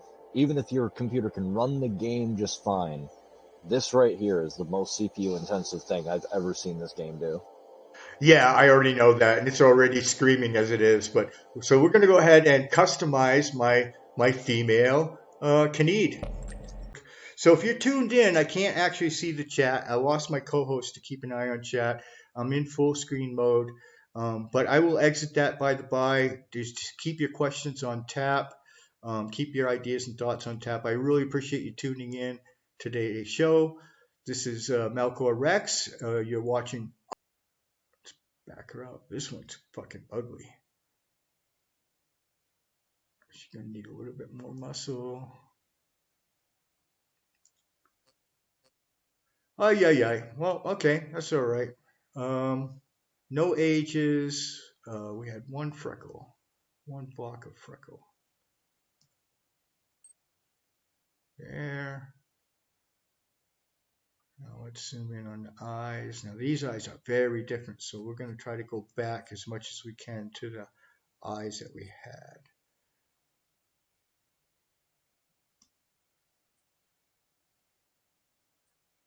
Yeah, see, those are just a little too oriental. Let's go with this one. So, yeah, Malcor Rex, Flying Internet Spaceships. This is our show on Sunday, our new player experience show. And what we're doing today is we're stepping through the actual new player process. We've talked about a lot today. We've covered a lot of ground. This show will be on YouTube later on too, so you can take a look at it. And if you missed part of it, you can go back, because we covered a lot. We covered the lore of the different empires and all that sort of thing. And right now we're just kind of undoing a mistake that I made. Now let's look at these eyebrows. These eyebrows suck, man. Is that my only option for eyebrows? See, she had much better eyebrows before. So there is a big difference in the look between the bloodlines. And I wanted Knead and I was fearing that it wouldn't be as pretty, and it's not. It's definitely, there's a big difference. Let's try this. See what we can do with this.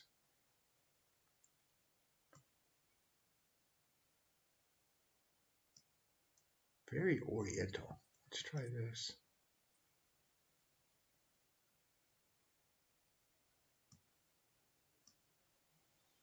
And I'm not getting the eyebrow shape I want at all. That other eyebrow, the other eyes were so fetching. Let's change the color and see if I'm liking it even a little better here. Definitely blue is the eye color you gotta go with. How can you not go with blue? All right. Freckles are a bit strong on this. Let's see if we can go down a little bit on the freckles. No, one block at a time. So that's all right. We'll keep. I just wish I could get a better eye shape.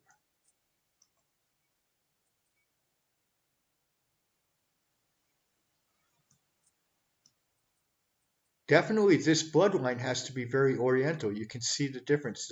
They have the very hooded eyes, so very oriental eyes.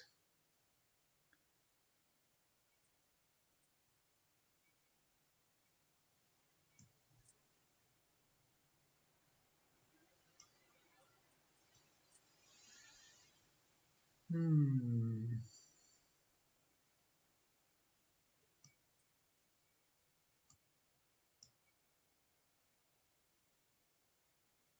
We're gonna go with it. All right, and let's see now.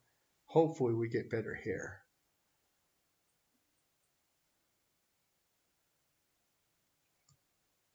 And that hair color isn't bad, but the style really sucks. Let's go back to the one I like the best on the other one. See what that does. But you see how we definitely got a very different looking character. I clicked the wrong sort of bloodline within the Amar race. I clicked the artisans as opposed to the soldiers. And you see where we definitely get a very different look than what we had. I mean, she's pretty. Don't get me wrong, she's pretty. That eyebrow color's gonna go a lot lighter.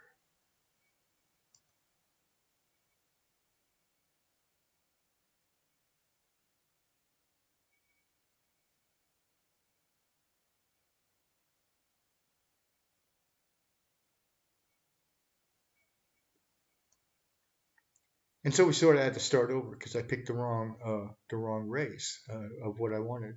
I wanted a Khaneed, a member of the Khaneed. Now let's go all the way down, see what we get.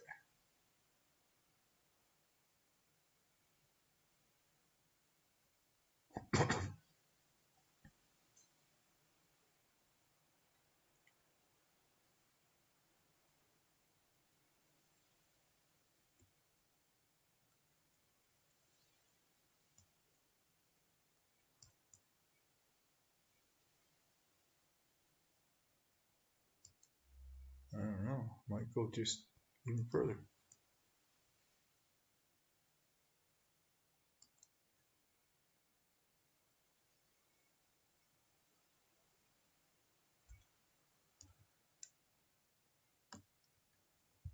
And if you're just tuning in, this is we're doing this for the new players, but I'm creating this alt for my own reasons. She's going to be the black ops sort of spy of the family. So we made her female, because that's, what better way to, you know, get in the good graces, if you will, of a male CEO, and get into his midst and get information from him, right? A female too, and as we talked about, people never stop to think. I wonder if that's an actual female character.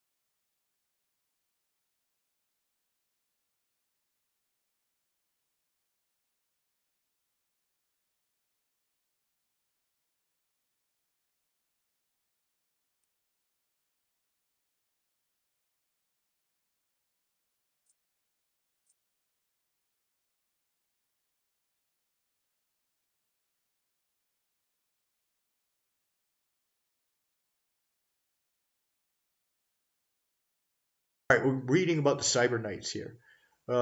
Many of the Khaneed want to keep their warriors competitive, but the only way to do so in the modern world is through extensive body enhancements. The advanced knowledge of the cyber implants possessed by the Amarians has proven exceptionally useful in this regard. Some Khaneed still aim to excel in physical combat, while the more progressive ones seek to become masters of modern warfare. That actually seems like it's fitting into the character I'm trying to create here, of a sort of special ops cyber spy, special ops spy. So let's just check the last one just to make sure. Zealots.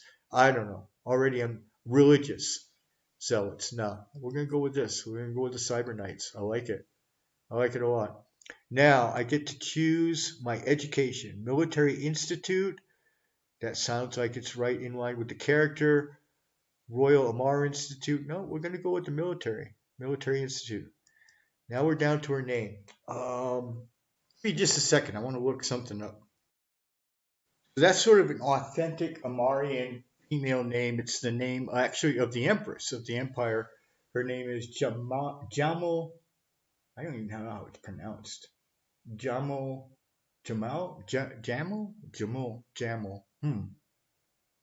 No idea. It's a tough name to pronounce, isn't it? Jamal. Maybe Jamal. Sort of like Jane. Jamal. I bet it's Jamal. Jamal Rex. Anyway. Yeah. We're gonna go with that because it's definitely an authentic female Amarian name. Rex is the name of all of my characters that have the last name Rex. They're part of the Rex family. Looks like we're done. All right, we're ready to enter the game, guys. Look at this. We're all done. Now, we're going to take a picture of her, I think, at some point, right? Don't we get to... We're going to take our picture. Let's enter the game. I think then we can go back in. It's registering the character.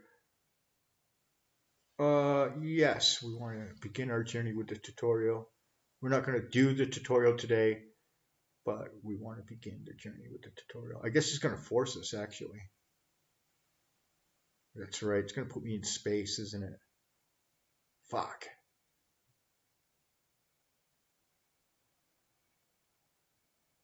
It's not going to put me in the station. I don't think I can stay in space very long. My client can't really deal with it, so we're going to have to try to get out of the tutorial and back into the station. And the last thing we wanted to do today's show, it went quite long, but what we wanted to do is, yeah, it's got me in space.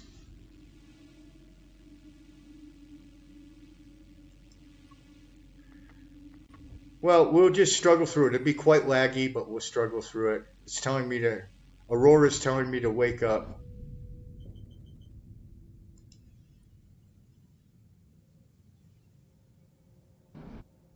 Yes, I'm awake, Aurora. And these are the tutorials for the new players. This is probably where you should begin, actually. This is going to be really laggy, but you can see that I'm in a starter ship. This is the Amar Corvette. All the starter ships are called Corvettes. This is the Amar version of the Corvette. And we'll do the best we can. It's not bad to get through this first tutorial, but you should definitely choose, if you're a new player, choose that option to begin with the tutorials. And we're just going to basically fly around and shoot something just to get the idea of how we do that. So Aurora's talking to me now. This used to be audible. We used to hear Aura's voice, and Guy was mentioning the other day we actually lost the Aura voice, and he wants it back. Now that I'm conscious, I must inform you that I have both good and bad news. The bad news is your ship's interface has been knocked offline by an unidentified enemy vessel. The good news is that I can help you fix it. I will focus your rebooting your system while you try not to die. And this is all sort of tongue-in-cheek because it's almost impossible to die during this part of it. First, calibrate your camera, drones, and she's basically explaining to me that I can move. See? And then once I've done it, she was telling me to move basically my camera view, and once I've done it, almost there, a bit more data, scroll in and scroll out. So she's telling me how to zoom, and I'm using my mouse wheel to do this, guys, just so you know. And once I've done it enough times, like I said, it'll move on to the next step. Now my engines are clearly running, but I should test my maneuvering thrusters. And double click in any point in space and the ship will move towards that point. So we'll just click over there and you can see that my ship is now moving in a slightly different direction based on what I click. Excellent. Ship is not exploded yet. This is extremely fortunate. As I've managed to bring your info panel online, I will update it with your current objectives. And this is this particular panel will appear all the time when you log in. For me, being an experienced player, already past this tutorial stage, we're getting the daily challenges, which are things that you can go out and do to make skill points or make free prizes or whatever. So that panel will pretty much always be there. And so it's telling my current objective is, so now we've got to step through this tutorial, so we're gonna go ahead and do it. Let's warp to the location. Warp drive active.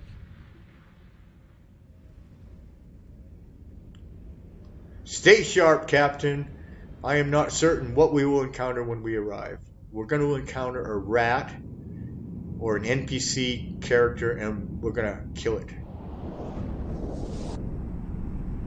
And again, I'm sorry for the in-game lag. I didn't intend to actually fly in space during the show because I know for a fact it's very hard for me to do it when I'm streaming. But, and so for those just tuning in or might be tuning in, this is the new player tutorial. Sort of had no choice but to step through it. Besides, it's good that new players should always do the new player tutorial. It really gives you an idea of just how to, like we already learned how to move the camera around. We learned how to left click to see what's in the wreck. And you just kind of follow the instructions.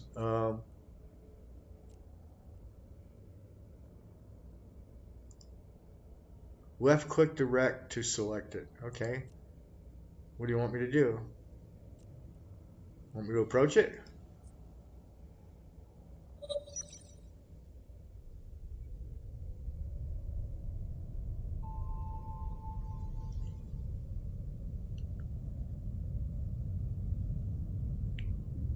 I'm approaching the wreck. And you basically just follow these online instructions. Aura will walk you through it. And what it's doing is teaching you the most basic mechanics of the in-space game. So I already know what I got to do here. I'm going to walk up this this rat that I see on my overview. You can see the red there. But I don't have any guns. So, Aurora, you got to give me some guns, girl. Where's my guns, girl?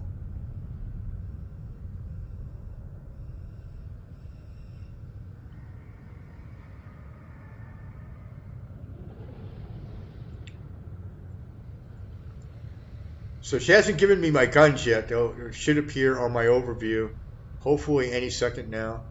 In the meantime, we're going to go ahead and orbit this until I get my guns back. Orbit it at 1,000 feet. And of course, I've got an advantage here. You know, I know how to do all this stuff. You should probably just follow her instructions. Okay, continue. Can you give me my guns now? Yes, I know, I'm orbiting it. I locked it. Give me my guns, girl. It's going to start firing on me really soon. I locked it. The target is locked.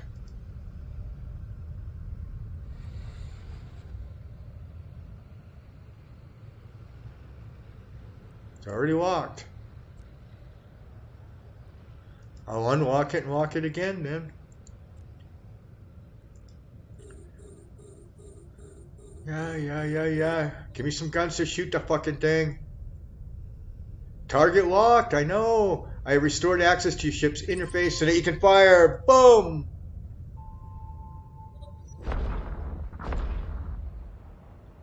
And so, there you go. You can see my laser on on my gun, shooting the... Try to keep it in view so you can see it explode.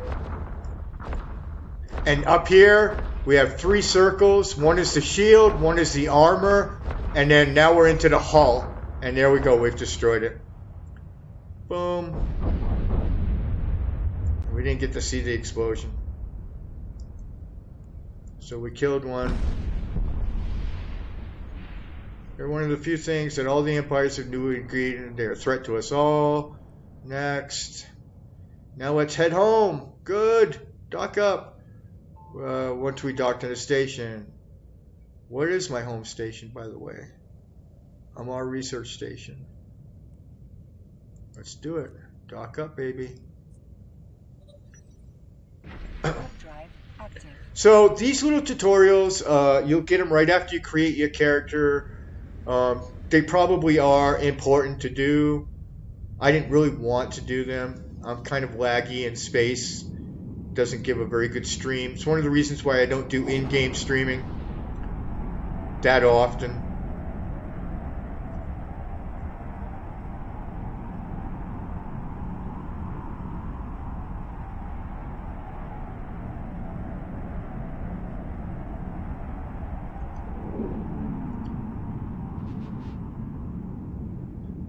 And you can see on the overview, we've got another ship here. It's one of the ones that is in my corporation. I'm already part of an NPC corporation. So that's probably a new player as well. Also part of the NPC corporation. We can see them on the overview. There's the station. We're docking up. And there we go. We've done our first tutorial mission. And again, I encourage new players who aren't familiar with the mechanics, you should probably do these tutorials.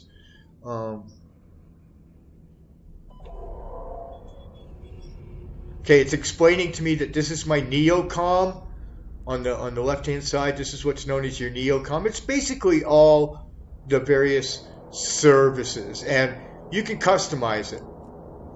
So I want to remove this shortcut, because I don't need that. Okay, chat I need, project discovery. I don't really need my star map. I don't use it that often, so I'm going to go ahead and disable that one. So this is known as your neocom. Neocom works through a quantum communication system. It's basically the quantum internet of the galaxy. So see if we can get out of the tutorial here. And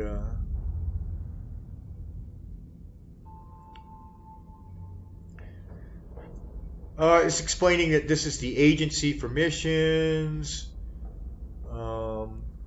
Can I make her just go away? I want my station overview.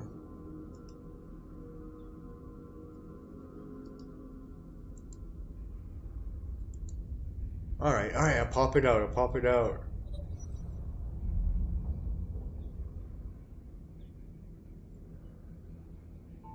Yeah.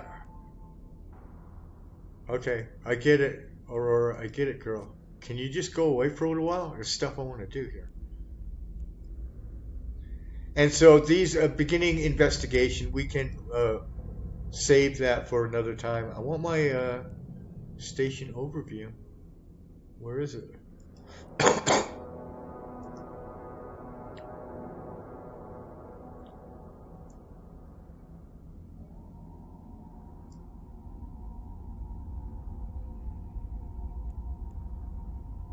All right, well, we don't need it.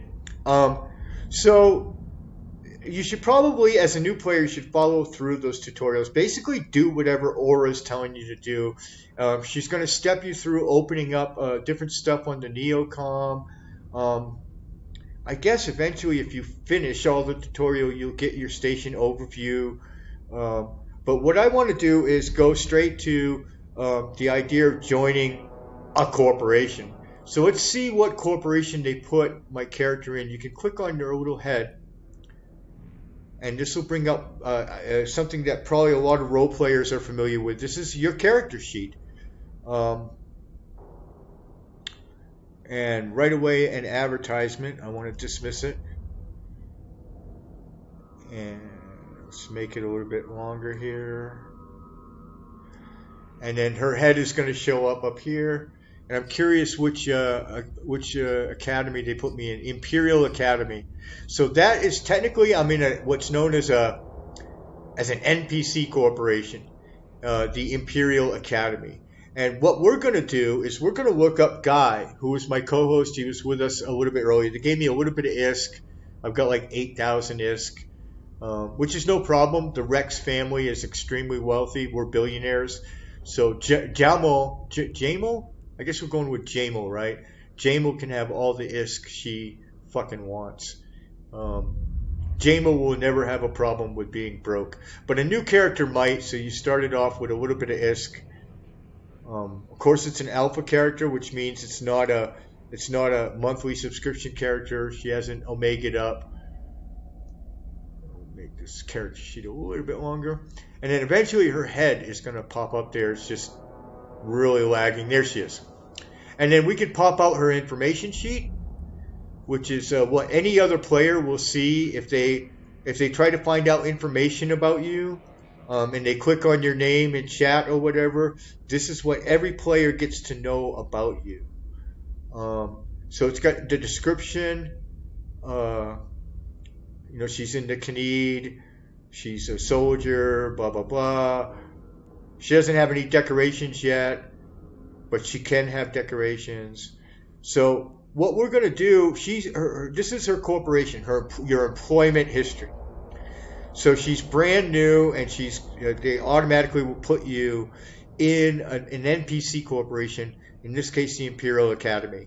But it's very important for new players to find a good new player corporation. The NPC corporations are just really a place to start.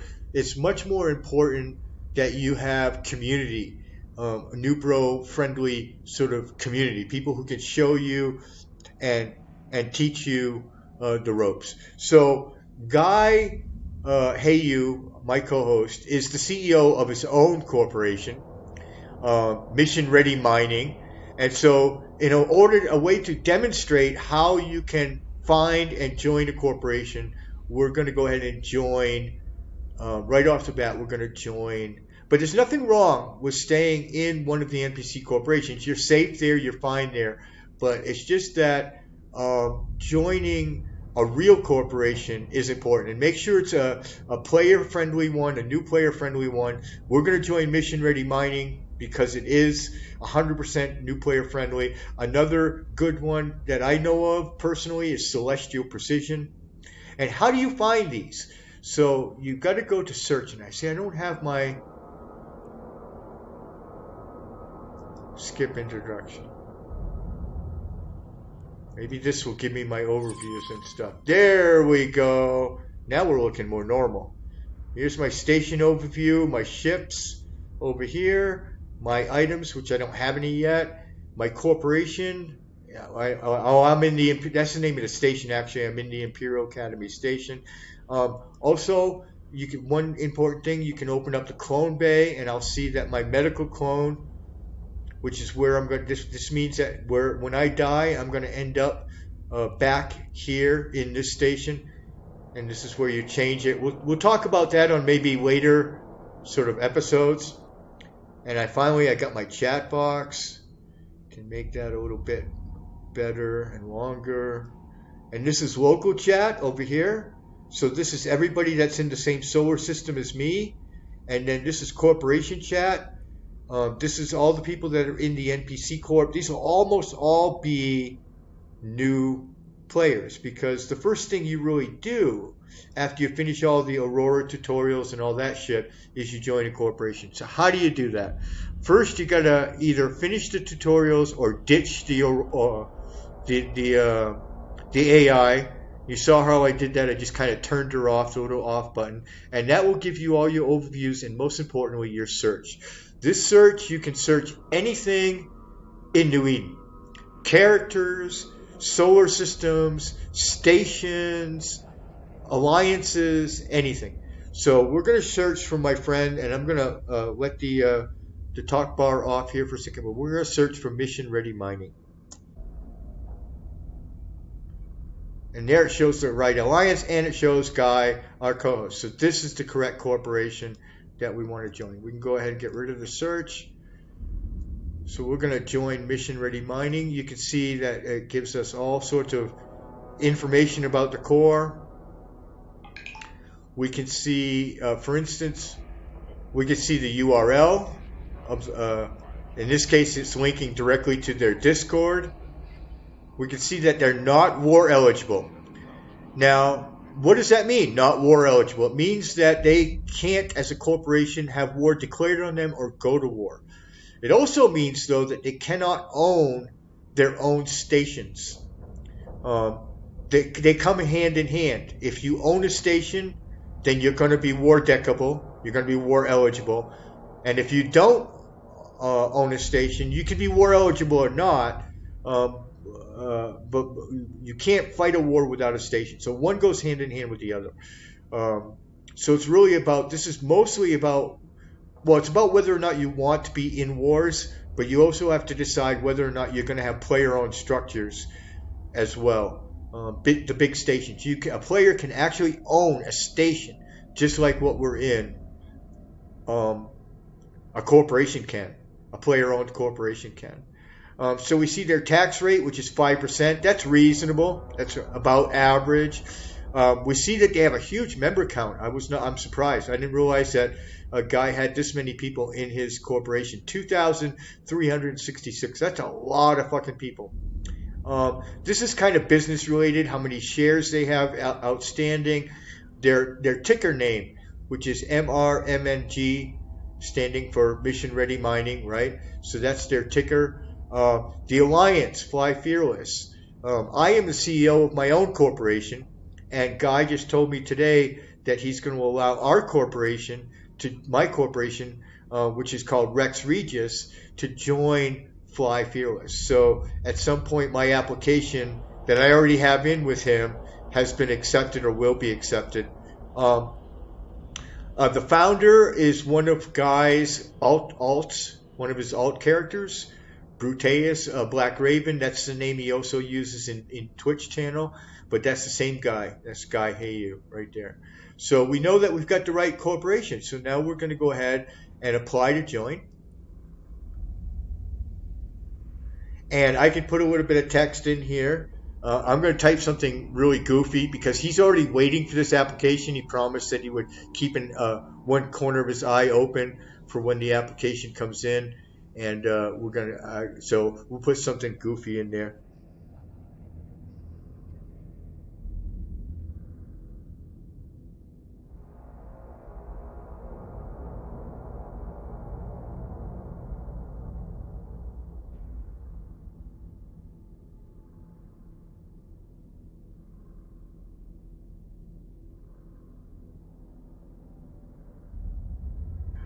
Hey, sexy, you want to go fly in my spaceship? So there you go. And then, but obviously, if you're trying to join a real corporation, maybe just type a line or two in there about, hey, I'm a new player. I want to, I want to get into mining. I want to get into industry. I don't know what I want to get into. I need some help. I need some mentoring. Be honest. This is a chance for you to be honest and tell the corporation that you're trying to join, why they should let you in, and most important, to express that you're a new player and that you're looking for that kind of help. Because if they're not a new player corporation, then they'll write you back and say, well, no, we don't think your corporation is right for you're not right for our corporation. We're an advanced PvP corporation, but we can recommend this other corporation to you that is more new player friendly. So being honest, kind of honest in here, and saying where you're at and why you want to join is probably a good thing to do. And there we go. So we've gone ahead and applied to the Mission Ready Mining Corporation. Alrighty then. I can't believe we got a couple of viewers. Sorry about this. This is going to be a heavily edited stream.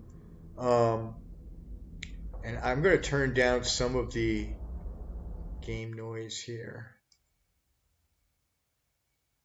Get that down to a moderate level. It's also booming in my ears as well. There we go. All right. So we're gonna sort of keep an eye on the application there. We might see the message come through from Guy. If not, we're gonna do it definitely. Every Sunday is the New Bro experience. So we're gonna continue on uh, either the next show or one of these shows. We'll continue on with another segment. We definitely covered a lot of ground. We went all the way from from how to sign up using a referral link, what it means to be an Empyrean, a Capsuleer, a clone, how you don't have to fear the sort of dying and whatnot. You're immortal. We talked a lot. We spent a lot of time on the choice of the four empires, which one to choose, why to choose it. The lore behind the empires is much richer than people would imagine. And so we spent some decent amount of time on that. Guy gave us a rundown of the different ship attributes that are in those empires, and we looked at the aesthetics too of the ships, what they look like. And then finally, we narrowed down and we actually created a character, and we used that knowledge, we used that information regarding the lore to specifically tailor a character. In your case, if you're a new player watching this on YouTube, or God forbid if you're watching it on the live stream, God bless you. Then the information that we went over it actually turns out to be pretty pertinent when you get down to that nitty gritty of actually tailoring the character. In our case, what we didn't create a new player character. A lot of new players will want to create something that is the tendency, and even for myself, tends to be to create something that's along your own personality. That's probably 95% of all new players say, well, and they even tell you that in the Eve video that we watched, the new player video from Eve Online, CCP. They actually say you're probably best off picking something that really resonates with your own personality. And we got an idea of how that is possible, and then we to show the mechanics of creating a character, we created an alt, one of my alts, only the third alt that I've ever created. I told the story about how these alts that I create are all part of the story. I don't create alts just willy nilly. It's only the third tune that I've ever created in Eve Online, and she has a very specific role to play in my storyline that I'm creating with the Rex family. She's a member of the Rex family. She's the youngest member, and her role in the Rex family is going to be a sort of black ops spy type of character. And so, obviously, as a spy, females always work the best. I mean, it always slips under your radar, a pretty girl, right?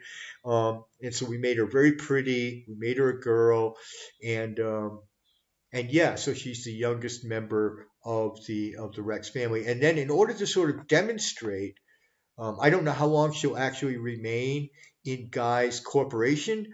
I've got actually other places that I want to eventually do with that alt character. But in order to sort of demonstrate how to get out of the NPC corporation that you land in and how to apply, we went through searching up Guy's corporation. We can still see up on the screen. We can see his the information box regarding Guy's corporation and whatnot. We searched that up using the search bar on the top. There are many ways to find a corporation. Probably one of the best is to watch the streams and find out information. It's pretty difficult. You can search through the offices, like on the overview, the station overview on the right-hand side there. You can see all the corporations that have offices in that station.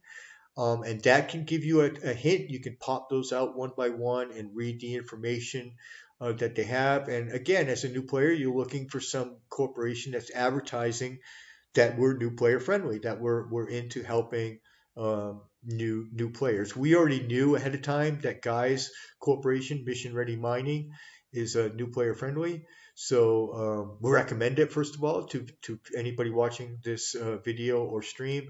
And then also, um, going forward, if somebody sees it on YouTube, to also go ahead and join that corporation.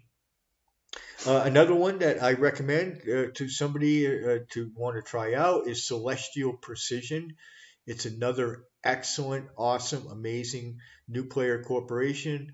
A great corporation just in general. They're a bit smaller than Guy's Corporation, but you can search them up in the search bar, Celestial Precision. And that about wraps up this stream. That's about as far as we're going to go. I hope that new players who run across this stream in the archive will find this useful. Me and Guy kind of hoped and had in mind today that this would be an archived video. Uh, I mean, it's not like a tutorial. It's not all clean and polished and cut like a new player tutorial. You can find those on YouTube, and CCP has some of them out. It's more of an open-ended kind of thing. Really wanted to especially explore the character creation aspect of it and going over the four empires uh, because you're writing a story, and we've said this and we'll continue to say this, especially on our new player experience show, which takes place every Sunday, by the way, 2 p.m. to whenever. It's supposed to be 3 hours long, but we're actually going to 4 today. Um, but to kind of explain that you're writing your own story, and that's important because 50% of Eve is the story, and that story is created by tens of thousands of players writing their own story. So don't hesitate to put some thought into this, to think, what would my story be in EVE Online? And you don't have to write the whole story right now. You don't have to figure out all the answers. But hopefully by telling the story of the empires and exploring those four empires, which is the very first choice that you're going to make when you get into creating your character, hopefully we have given you an idea, a sort of basic idea of how you could at least begin the first page of your own story in EVE Online. I think this episode could be useful for that. And then we got into the nitty gritty of using that information to actually create a character. In your case, as a new player, creating one that sort of suits your personality, but then and the story you want to tell. And then we showed how you can use those mechanics as well to create all sorts of characters. So we created a character in the story of the Rex family, the Malcor Rex family. His younger sister was born today. She was created today, Jamal Rex. And we wanted to make her part of the family, and we gave her, even her bloodline is explained within the family lore. We are in Amatar space. We consider ourselves Amatarian, which is sort of a mix of Minmatar and Amar. And so we made her Amar,